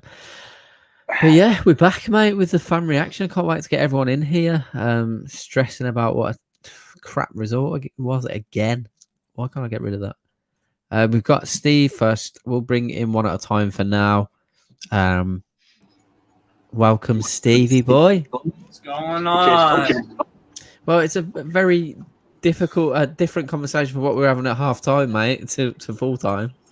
I'm so surprised. I'm shocked. I'm so wow. We Whatever choked. you changed your tune shirt actually. For now, what kind of shirt you wearing? Is that Lens? Lons, yes. Yeah, nice. Yes. Jeez. Watch it, yeah. Lons and Saint-Etienne are on, so I bet on Lons. So. That's why. But Bobby Cadbury scored like a minute in. So pissed off. But yeah. Talk me through it then, mate. Talk me through how you were feeling. Obviously, we're used to this. Your sarcasm screaming through. Yeah, I don't know what to say. I The penalty. All right, we'll start off with the penalty. All right, yeah, it wasn't a penalty. I don't think anyone really thinks that it is. I was listening to the NBCSN crew talk about it, and Robbie Musto was like, "Yeah, he gets some of the knee, but there's a lot of ball in that." And I saw a bunch of replays of it. I don't think it's a penalty, but you know what? Sometimes those things just it's shit, but it just happens sometimes where you get a call against you. Sometimes it's for your team or for whoever, and sometimes it's against you. And but you know what? If it really was, if we really did, if we lost off that penalty, then yeah, I'd be more pissed off at the ref or whatever. But then we go and concede another. And it's a shocking performance. And even if the penalty wasn't called, I don't think we would have won. I think we still would have lost 3-2 or 4-2. So it pisses me off, but I'm not surprised. So, was there any positives to take away from the game at all for you, mate? Sure. The forwards, ASM looked lively as usual. Callum Wilson banging in a goal, which we're going to have him. If our defense looks this bad, then we're going to have to score a lot more than just 3. Than just 2. So even that's not enough. There's not really that many positives. We still have Bruce coaching this team and being tactically inept. There's one positive. He was on the bleachers, but right? Yeah. The fans back in attendance. That's awesome. That's awesome to see. No, I was talking about Joe Willock actually, but. Oh yeah. Well, yeah. Obviously, yes. But I'm curious to see how that will play out. I'm not saying he's the answer, but who knows? He can't do it all himself. He can't. I love the guy, and I wouldn't be surprised if he scores for a ninth straight game. 9th straight game on from last year. I wouldn't be surprised if he doesn't next week, but I won't be surprised if we get beat 3-1 or 4-1 or whatever. It's just it's the same stuff. We know what we're getting with Bruce. We know what we're getting with these really average players. Lazy work ethic, mentally not tough. I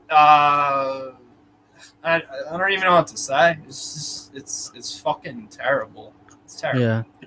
Yeah. Matthew, I'm a West Ham fan. I agree. It shouldn't have been a pen. Newcastle played well first half. We just controlled the second half. Yeah, absolutely agree. That's exactly that was bang on. Matthew, if you want to come on and have a discussion, you're more than welcome to, mate. Definitely. How would ratings would have been, or how would you rate the Bruce or whatever, if it was just based on the first half? Like, then there's positives to take, right? I guess for the rest of the season. Yeah, I guess, it was like an 8 out of 10, 9 out of 10 first half, but then the second half was a fucking fat 0, and that's what I'm giving him, a fucking 0. You give up 3 fucking goals, and yeah, one of them was a shit penalty. So even if you discounted that, we're still losing 3-2. We're dropping points from a winning position, playing fucking craft and all this stuff. It's just, he doesn't learn his lessons, and he doesn't want to. He doesn't want to. Mike Ashley doesn't give him a reason to be a better manager or to try to be a better manager, because we're hearing all these reports about a 3-year extension. You're rewarding not just mediocrity, but just the fucking lowest of the low expectations and performances. Just survive the Prem. That's not enough. Like I just can't wrap my head around the last 2 stops. Like Matt was saying, as for jokes, like the takers are coming on. Aiden is a center back. How can you take Wilson off? Okay, you take Kraft out, fair play. I can agree. I don't know if I would have picked Sean Longstaff to do the job, but take Wilson off. Your top scorer last season and scored already this game, and you take him off and put in Joe Linton. I mean, okay, you can bring Joe Linton, but taking Wilson off is just mind blowing for me. Yeah. His substitutions, he didn't cater to the situation in the game, and where the scoreline or any of that stuff, he catered to his way.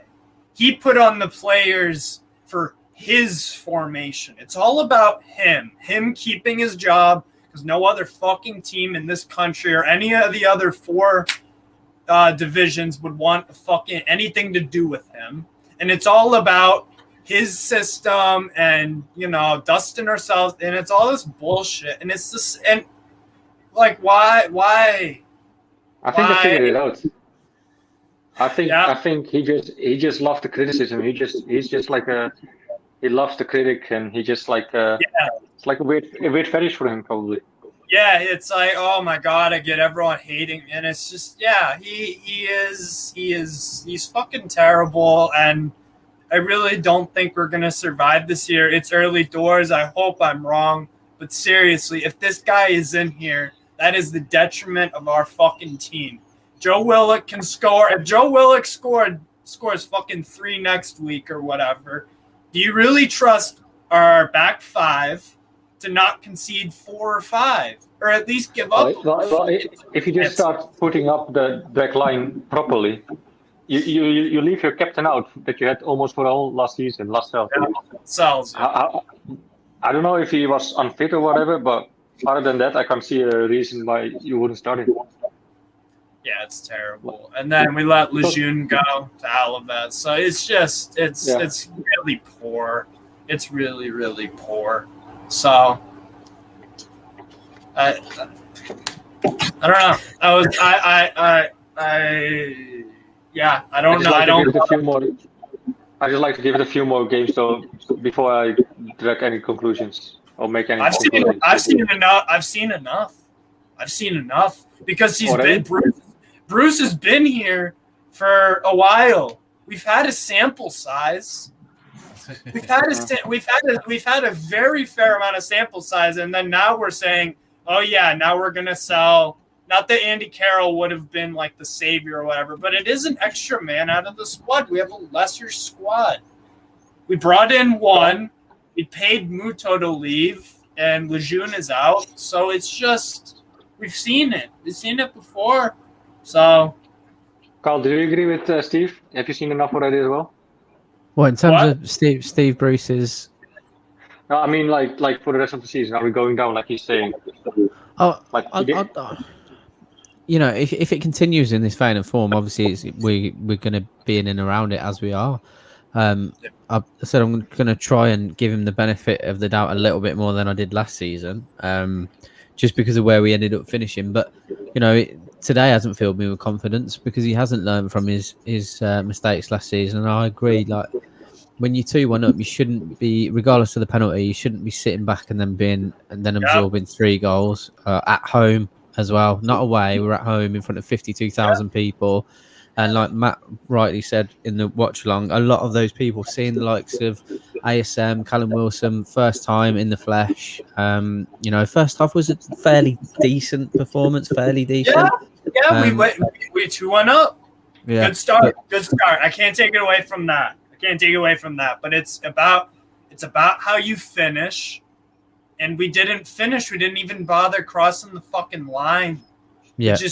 We just trotted off and and then Bruce brings in the subs and look, I'm setting up these expectations for myself because if it does happen, then you know what? At least I'll be like, hey, we saw this. I saw it coming because And that's the thing. I was getting pissed off when we conceded because we're winning, and it's just like, why? Why bother? Yeah. Seriously, why bother having high expectations if I just I know one thing I will say as well. I don't. People were saying it in the chat. I'm not going to act like West Ham on a good side because they are. To be fair, they've got some good players. And I'm not looking at West Ham at the start of the season and thinking that we're going to walk over them. It is going to be a difficult game. We did well to take 6 points from them last season, and it would have been fantastic to start that way this season. And we absolutely had the opportunity to. But I don't look at West Ham and think, we should be beating sides like West Ham, because West Ham are a fairly decent side. If we're completely objective about how we are, we know what we are. Do you know what I mean? Especially based on last season and the way Steve Bruce performed. So. It's all well and good, and I've done it today about Aston Villa. Watched Aston Villa play yesterday. They were fucking terrible, but are we going to beat them on Saturday? Probably not, because we won't make the right decisions. Even though we've got decent enough personnel to beat teams like that, we probably won't. Not taking anything away from West Ham, because Jarrod Bowen, their front three were caused us a lot of problems today. A lot of problems. If you would only be positive, you would say, let this be a lesson for the rest of the season. But. Mm-hmm. But when has he learned his lessons? I know. That's what I'm saying. Like, I know, but you can say that about like good teams learn their lessons. Like Rangers had, I'll give an example. Like Rangers lost 3 on the bounce, and you know what? They learned their lesson. They put away Dumfries line, or however the fuck you say it. They won 5-0 on Friday, and I think they'll be in the ascendancy. Because they've got something going for them. Yeah, we don't have much, and and the other thing is too is like, I don't know who the fuck is the doctor or the physio or the medical staff, but for Newcastle, but they're, we just seem to have players out all the fucking time. So we have Callum Wilson, who can just, he's a bit injury prone. We're fucked without him. We are fucked without him. If it's a long-term injury and we're relying on Dwight, there you go. And if we're relying on... At least we still have Joe Linton, though. Yes, Brandon. At least we have Joe Linton. Yes. Oh, dear. But yeah, it's Steve. Always good to have you on, mate. We're going to move on to the next guys, because we will have Lee and everyone coming up with the last word pretty soon. So, but yeah, thank you very much, Thanks mate. for having me on. Nice seeing you guys again. Let me make this straight. This was fun. It was fun to listen to you guys and talk. It just sucks that our team is fucking terrible. Yeah, unfortunate, mate. Unfortunate. Good to have you back. Speak to you soon, Steve. Take care. Take care, man. Peace. See you later, mate. Matthew Howard, the West Ham fan, was in the background. He's disappeared now. I was going to get him on. That would have been interesting.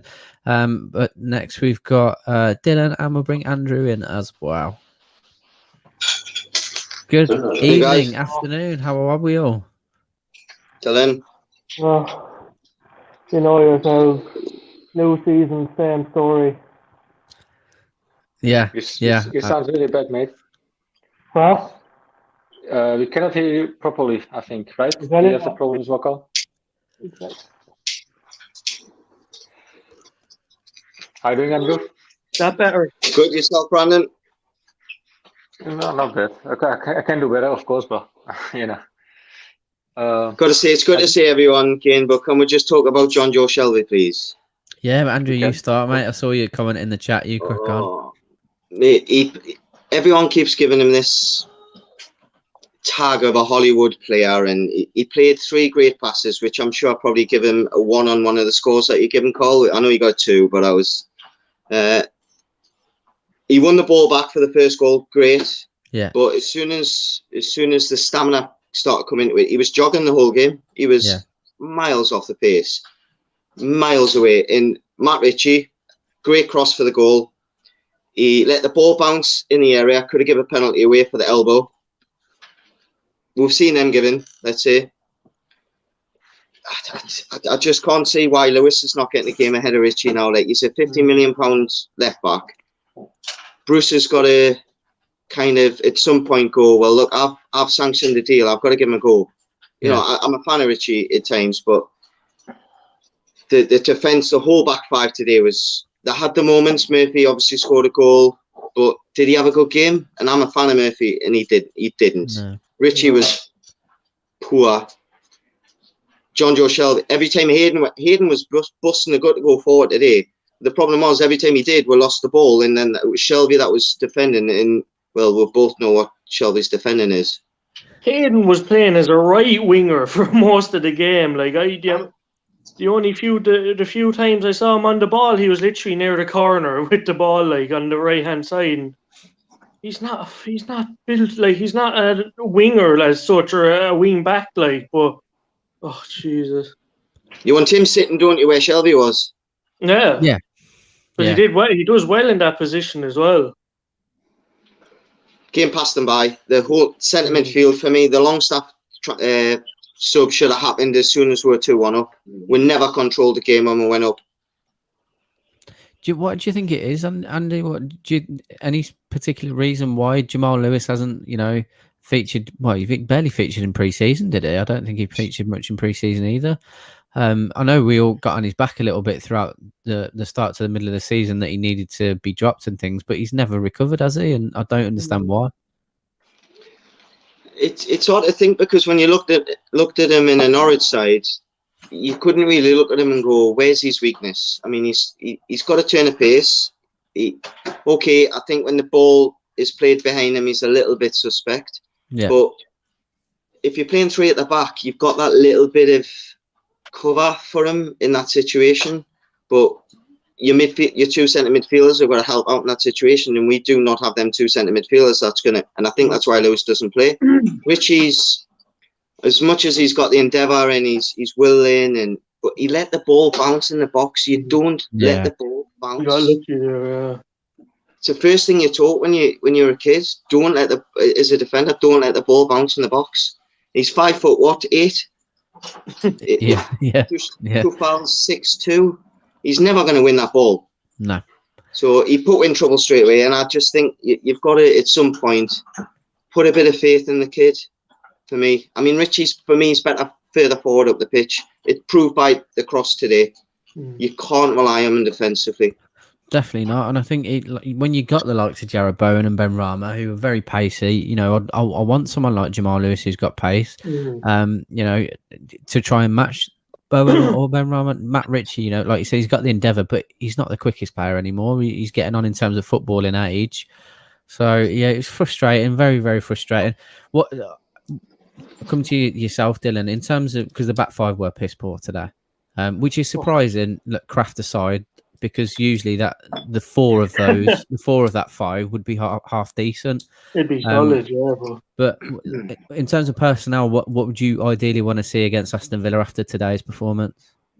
Well, ideally a back four and taking, or even bringing Shearer in or Lascelles instead of Kraft. Like, I think you brought it up.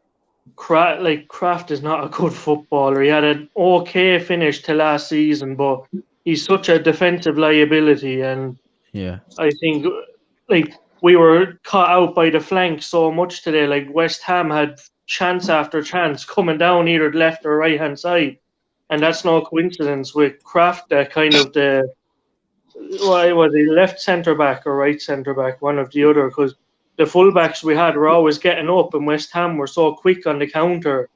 Like, we were always a man sharp really behind. So a back four would probably is something I go with, and then having, say, someone like Hayden kind of slotting in, making it a back five, say a defensive midfield role, and then having two others kind of ahead of him in that central midfield. But the back five today left a lot to be desired, that's for sure.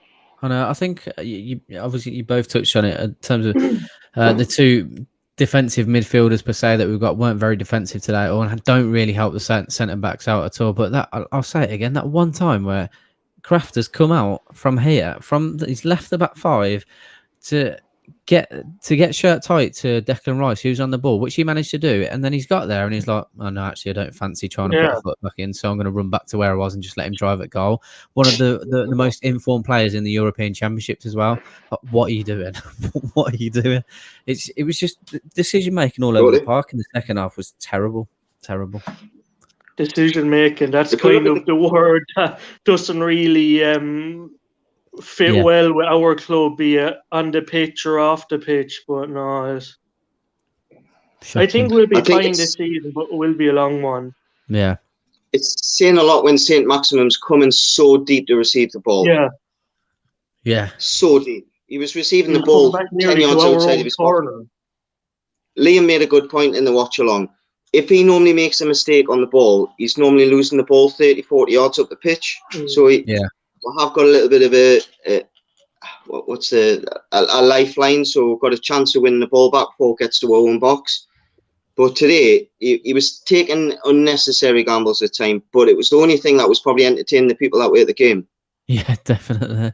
It's probably his own thought as well. Like, literally no one else other than Wilson could actually really do anything with the ball. Yeah. It's like he's thinking, fuck this, I'm nearly better off going on a run myself than actually playing it to someone else. He's levels above Newcastle. We will not keep Saint-Maximin massively, in yeah. time.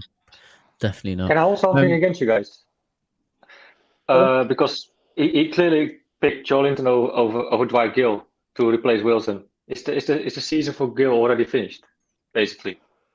If he already picked Joelinton now again over Dwight Gill, like what is he going to do for the club? You don't know what goes through his head, but last season proved, like with Carroll and Gale, he was so hesitant to bring either of them on. He just has no trust in them anymore, I don't think. Agreed. I think for me, Joelinton offers a little bit more than Gale, and as a whole game, Gale's more. Really? If you need a goal the last few minutes, you chuck him on. But I think Joelinton, he proved the ball went up to him a few times today, and he did hold the ball up pretty well. But he can hold the it gap up. That's between what the midfield was decent at. Yeah. But I mean, if you take off Wilson, would you really not bring in Dwight Gill instead of Joelinton? That's the thing, though, because Joelinton he couldn't make something out of nothing. Like he's too awkward. You can make in that a case. type You can of make way. a case for Dwight Gill coming or Joelinton coming on if Wilson stays on. But if you take off Wilson, you have to bring in my opinion, You at have to least bring in Dwight Gill. an out striker kind of, but. Because That's why the game's still opinions in it. Yeah, exactly. That's why we're all sat here. We're all sat here, and they're on the big books, apparently. One thing I will say is the fact that Freddie Woodman. I mean, I don't think he had a bad game, but I think the back five were a little bit dismantled in the second half. And is that the lack of Martin Dubravka? Potentially, because we don't really know how commanding he was. Do we? He's you were saying they were rushing out of the ball. I saw him vocal a few times there, but that is something that has to be kind of I just done. When the crosses were coming in at the beginning of the game, he didn't fill himself full of giving the defenders instructions personally. But I like him as a goalkeeper, I do, and he's still young, but I do think we're going to miss Martin until he comes back. Yeah, that's fair enough. Good to have you in, lads. Very good to have you in. It's an absolute pleasure having everyone back. But yeah, either are you going to the Villa game? Are you going to the Villa game, Andrew, or? From what I heard from Lee, it might be short, so I've offered my services. So yeah, for the watch along. Oh, okay. I don't know what's happening. Yeah. So. We probably will. Because I think quite a few people at the game, to be fair, mate. So. At least it's good to see your happy faces again after such a long time. Definitely. That's if I can manage to get in a room where either my father or my wife's not bothering us. That is. Just get him involved, mate. That's what I do. But yeah, I'm just gonna, Dylan. I'll just drop you out a minute, mate. Because I'm just gonna bring one of the West Ham fan guys in, and but yeah, we'll speak to you next week, mate. Thanks for dropping in. Yeah. Andrew, I'll keep you in for a second. We'll bring in. Matthew, sorry for the wait, mate. I have seen you in the backstage area. I just saw your comment, and I thought, we'll get a West Ham fan perspective and see how you saw it today, mate. Yes, no problem. To be honest, it was a very good game. I actually really enjoyed it. The first half, as you said, you mean in general? The first half, in general, yeah, it was a good game. Okay. I enjoyed it. Say first 15 minutes until you scored. You were in charge of the game, creating more chances, had more possession. Then middle part of the first half, we stepped it up a bit and we started getting the chances. I thought the goal was both goals were good. As soon as you scored the second goal before the 5 minutes before the end of in the half, you then started to pick up the game again. I don't know what was said at half time, but I think Bruce obviously made a mistake. Yeah. And we were able to basically take charge of the second half. We were lucky when it came to that penalty. I would admit that. When I first saw it, I thought, that was a penalty.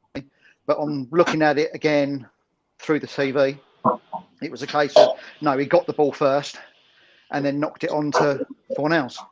Yeah, it's I think it was. Yeah, it was. I can't argue with anything you've said there at all. And I think second half, like you said, whatever was said at halftime, I don't know. We haven't really changed anything. We've not tried to exploit any sort of weaknesses.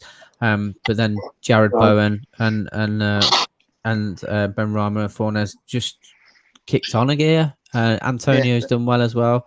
And I did say this before the game. I do like Antonio. He's a big, strong lad. He's decent on the ball and he can create chances. And he took his chance very, very well. There were a few people in the chat that felt Woodman could have done better. I didn't personally. I don't know about you, boys. I thought it was an excellent finish from Antonio. To be fair, thought Woodman could have done better for that goal. Could slightly position himself slightly to the other side, like a couple of steps either way. It would have been. And one forward, it would have cut down the angle, but he's a young keeper. Yeah. You say you guys shouldn't have any problems with him. But Antonio's a smart player as well. He's quick, powerful, but it wasn't just him. It was Rice and Souček getting forward as well. Absolutely. That were pushing the team up, and we were keeping you back, and we nullified Wilson and Maximin to a large amount in that second half. I could not believe he took. It was a hell of a strike from Antonio. I don't know if Dubravka would have stayed there either or Darlow. I think it was a class finish. Yeah, I thought it was a brilliant finish personally as well. It was a good finish. That's what he brings to. So I don't know if any of our other goalkeepers would have done different. Is it not more the left back? Is it not Richie's position that gives Antonio the space? Yeah, he does. To be honest, I agree with that. He pulled. They were too busy watching the ball and not watching the player. So they were getting pulled towards the ball, and that was it. It was once soon as Antonio got the ball, you thought, yeah, that's it. That's going in the back of the net.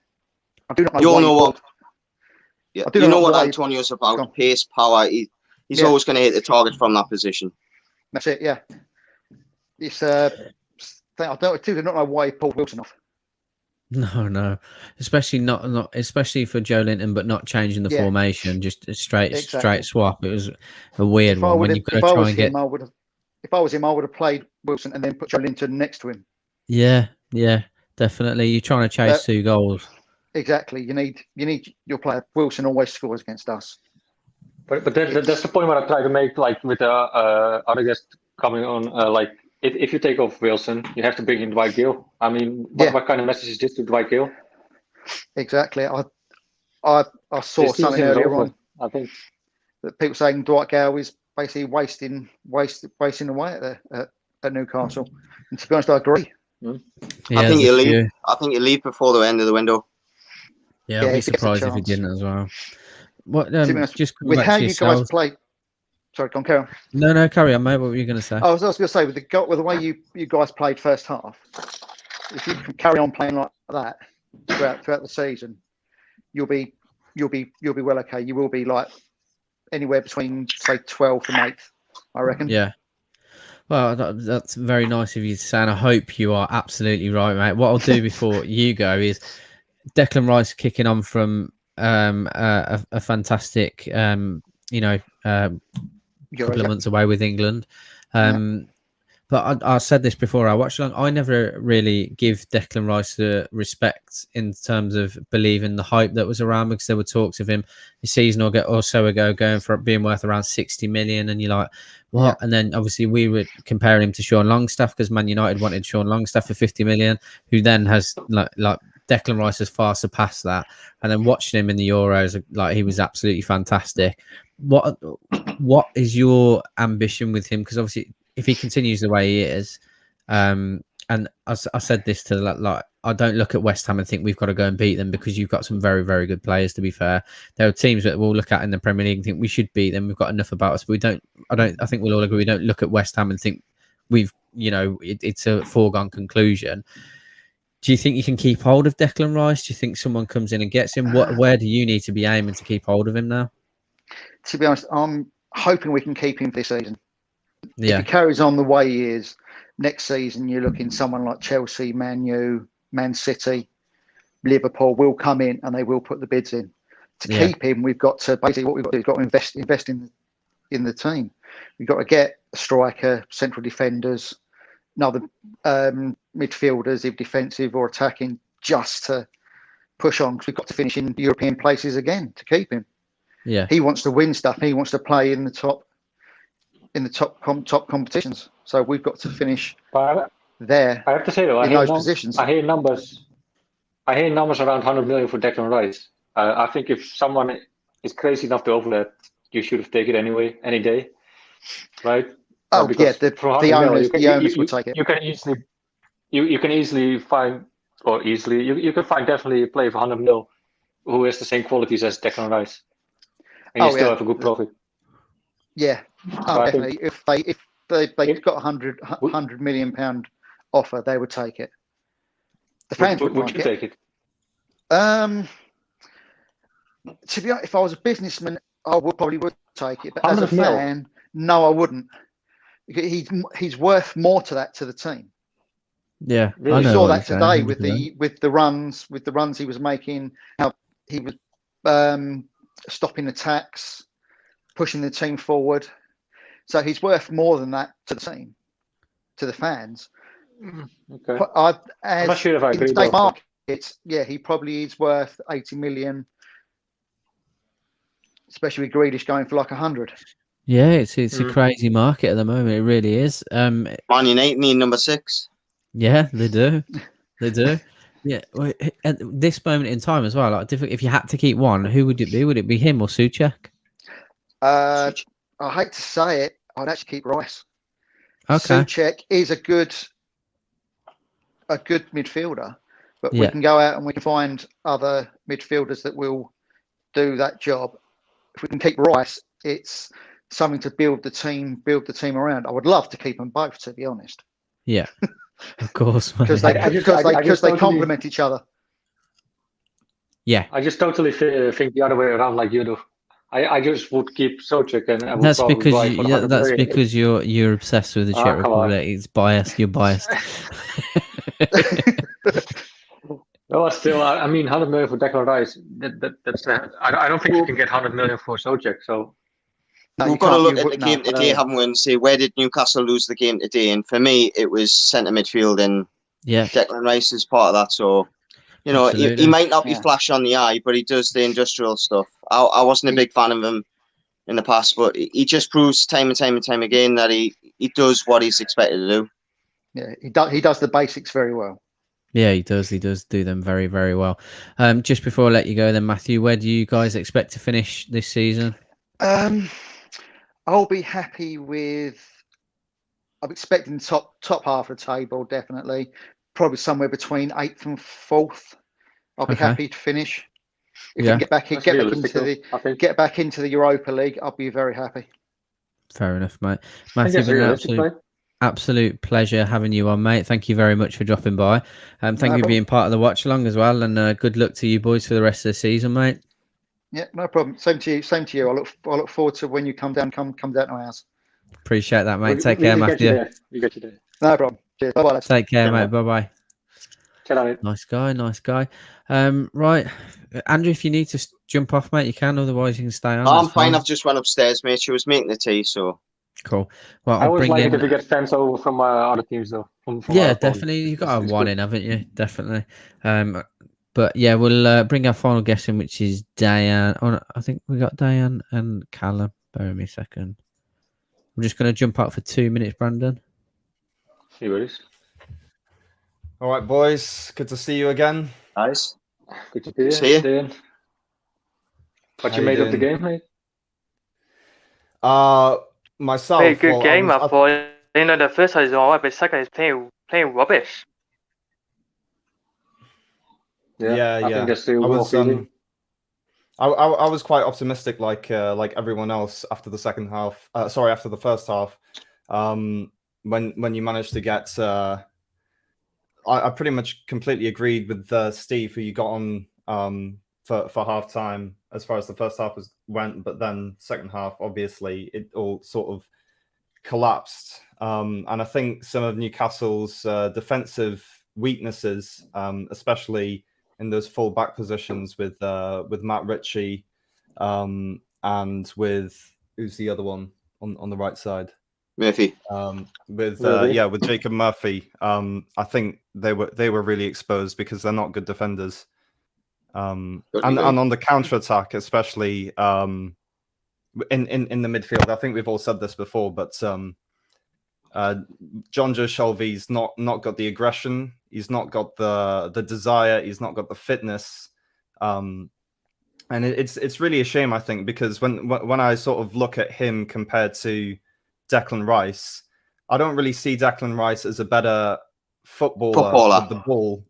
Yeah, with the ball, I think John Joe Shelvey's as talented a footballer as the likes of Declan Rice, but Declan Rice is obviously younger and he's got more aggression. Yeah, I think it's really a mentality thing with Shelvey. It's a little bit harsh on Declan Rice now, though. Yeah, I mean, Shelvey used to play for Liverpool, and once upon a time, people were talking about him being in the England squad and being a really good player. But yeah, he only stand out for Swansea and for us in the Championship, and he has those odd games for us in the Premier League.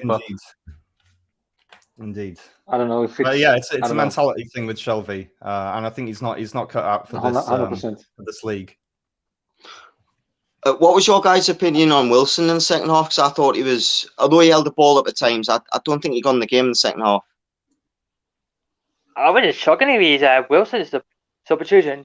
I thought if he scored more goals against West Ham because he loves to go goals against West Ham ever. I was disappointing, really. Yeah. Sorry, go on, Brad. I don't think you can blame it really. I don't really think you can blame it though on Callum Wilson. I think it was lack of service. How do you say that? Service. Mate. Yeah, sometimes looking for my words. Thanks. Yeah, I mean, right? I can't really blame Wilson because at the end of the day, he scored a goal, which you have to give him credit for. And 100%. I mean, you can talk a little bit about those front three, but for me, the focus needs to be on the midfield and the defense, because it doesn't really matter how the likes of Saint-Maximin or Wilson play when you concede 4 goals, does it? Correct. Yeah, totally agree. Plus, I have to say, Wilson had one other good chance though with the back heel. That could have gone in. That was a smart move, but other than that, yeah. Yeah, it could have gone in, but you don't really expect him to score a back heel, do you? No, but I thought it was a smart move though. It was probably the best option he could have chose. I don't know about you guys, but I enjoyed watching Saint-Maximin send Declan Rice for a hot dog 5 times before he crossed the ball for Wilson's goal. Brilliant. He's got a skill, and Saint-Maximin. He's got a good skill. He just keep dribble. He's everywhere. Who would you guys pick though for your squad? Would you pick Declan Rice, who was probably valued on 100 million, or would you pick ASM for your team? ASM. Yeah. Well, they're different players. Is the thing. Without being biased. I thought ASM should have played for France in the Euros because France were too predictable. I thought. In the Euros. And I know he plays for Newcastle, and France have obviously got the likes of Mbappe, but I think he just adds like volatility. The thing is, the team kind of has to be playing well, I think, in order for Saint-Maximin to play well. And if you haven't got the ball, then he kind of becomes a bit of a passenger, like he did in the last 20 minutes. But I'm not really blaming him for that. Like, he's just that kind of player. Like, you need to have possession of the ball for him to be effective at all. Yeah, guys, I think it's time Miggy helped him out as well. Going forward, you know, he does a lot of running and he tracks back, but we're not seeing enough in the final third off Miggy at the minute. I'm a massive fan of Miggy, but I know he's been to Copa America and whatnot, but he's just not offering enough. Even his pass for Richie's cross wasn't the best pass. I got a bold question for you guys, though. Is it time to sell Miggy? No, I wouldn't sell him. I wouldn't sell him. No. No? So not if, Brandon, for example... yeah, go on. At the moment, it's not time to sell anyone because who are we getting in? Right. This is the thing. Newcastle got rid of how many players over the summer, and we've made one signing. So it's like, what I was speaking to my dad on Facebook in the chat, and he said to me, if you stand still in this league, then you're asking to go down. So it's kind of like what's the definition of insanity? It's doing the same thing over and over again and expecting different results. And this is the story of Newcastle over recent years. It's the squad is continually. I mean, you get sort of injections here and there. So maybe one player a season kind of injects something into the team, but then overall, we've maybe got four or five players maximum who are good players, and the rest of them are either average Premier League players or relegation fodder. So let me rephrase the question otherwise. Beginning of transfer market when it opened, and any team, doesn't really matter if it's Premier League or whatever, came in and they said we pay 30 million for Almiron. Would you take it to open up the transfer budget? 30 million. As long as I knew there was as long as I knew it was going to be reinvested back into buying a player, I would take 30 million from him. Would that buy you Ward-Prowse? Because that's who I'd get if I had 30 million. They pay 30 million for him? For Ward-Prowse? Yeah, he's 27. I don't think he's worth any more than that. I think for 30 million, you can probably, with all the respect to Miggy though, I think you can buy a better player than Miggy is. I mean, I don't think the Premier League is the right fit for him. I think he would do great in the Italian league or Spain even. But I don't think the Premier League is probably just a little bit too physical. I don't know. Yeah, probably. Yeah. I mean, I think he's too one-dimensional as well as a player. He's head down. Like he's good in some games, and it kind of depends on how you play him. I think he's better against weaker opposition, and if he's played in the right position, and Steve Bruce can tactically figure it out amongst those front players, then he can have a good game. But it's too inconsistent is the thing. Sometimes he has like a good half, and then the second half today he wasn't that good, or he just disappears from games. So overall, for me, he's like he doesn't do enough. And the reason he stays in the team is his defensive duties that he does, isn't it? Really. Well, he does. I think you're talking about Almiron, right? Yeah. The reason he sometimes stays in the team for me is because regardless whether he's having a bad game or not, you know what you're going to get from him. Yeah, fair enough. I mean, I mentioned him being sold for like 30 million, but is he worth 30 million though? No. No, bit cheaper. 20. What you paid for him? 22 and a half, whatever it was. We bought him for 20 as well, right? From Atlanta. Sorry? We bought 20. We paid for Almiron 20 as well, right? I think. 22 and a half or something, wasn't it? Yeah. 22 and a half, something. Yeah, they were paying. I'll come to all of you just before we round it up because we've got Lee outside the ground coming up with the instant match reaction. Well, it's not instant because of a good hour ago, but you know what I mean. I'll come to Diane first. Predictions for the Aston Villa game, mate, score wise.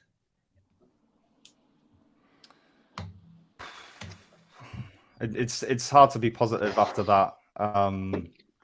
If we did in the first half, I think we'll get a result. But yeah. The thing is, I can't be too upset about today because, like, ultimately we got beat by a better team, but as well, like, I think Aston Villa are probably a better team as well. So if I'm being realistic, I think we're getting beat, but I'll be optimistic and say we get a draw. Okay, Callum, yourself, buddy. I'd same here. I think probably the draw as well. So I could say 1-1. 1-1. Andrew. I think Villa by 2, maybe 3-1, 2-0. Brandon, that hurts, by the way. That really hurts. Yeah, it does, yeah. Do I really have to answer the question? I don't know. Let me think about it for the week. I can't No, answer it. no, everyone else has answered. You got to answer it now. Okay, I go for the draw as well. 1-1. I do have one. I do have one question to ask you boys. I wasn't really sure what position Isaac Hayden was playing in today, because it almost seemed like he was an attacking midfielder for some of it. Some of it he was there, mate. Some of it seemed like he was out on the right wing. Like I don't know where he was, to be honest. I don't think he knew. And then he moved into centre half towards the end of the game, so it was really. Well, he was clearly next to Shelby, but yeah, I think Bruce probably said to Shelby like, "You're gonna stay back, and Hayden's gonna do more the offensive role." I think Bruce sees maybe now that John Shelby is a lazy player, and that he can better stay back to give us magical passes going forward, I guess. Yeah. At least that's what I like to think. I mean, that needs to be the other way round, because you don't want a lazy player doing defensive work in midfield. Like Isaac Hayden's better as a defensive midfielder because, Carl, I don't know about you, but sorry, I'm wondering, Shelby's had a bit of a niggle all the way through pre-season. Yes, we're well aware.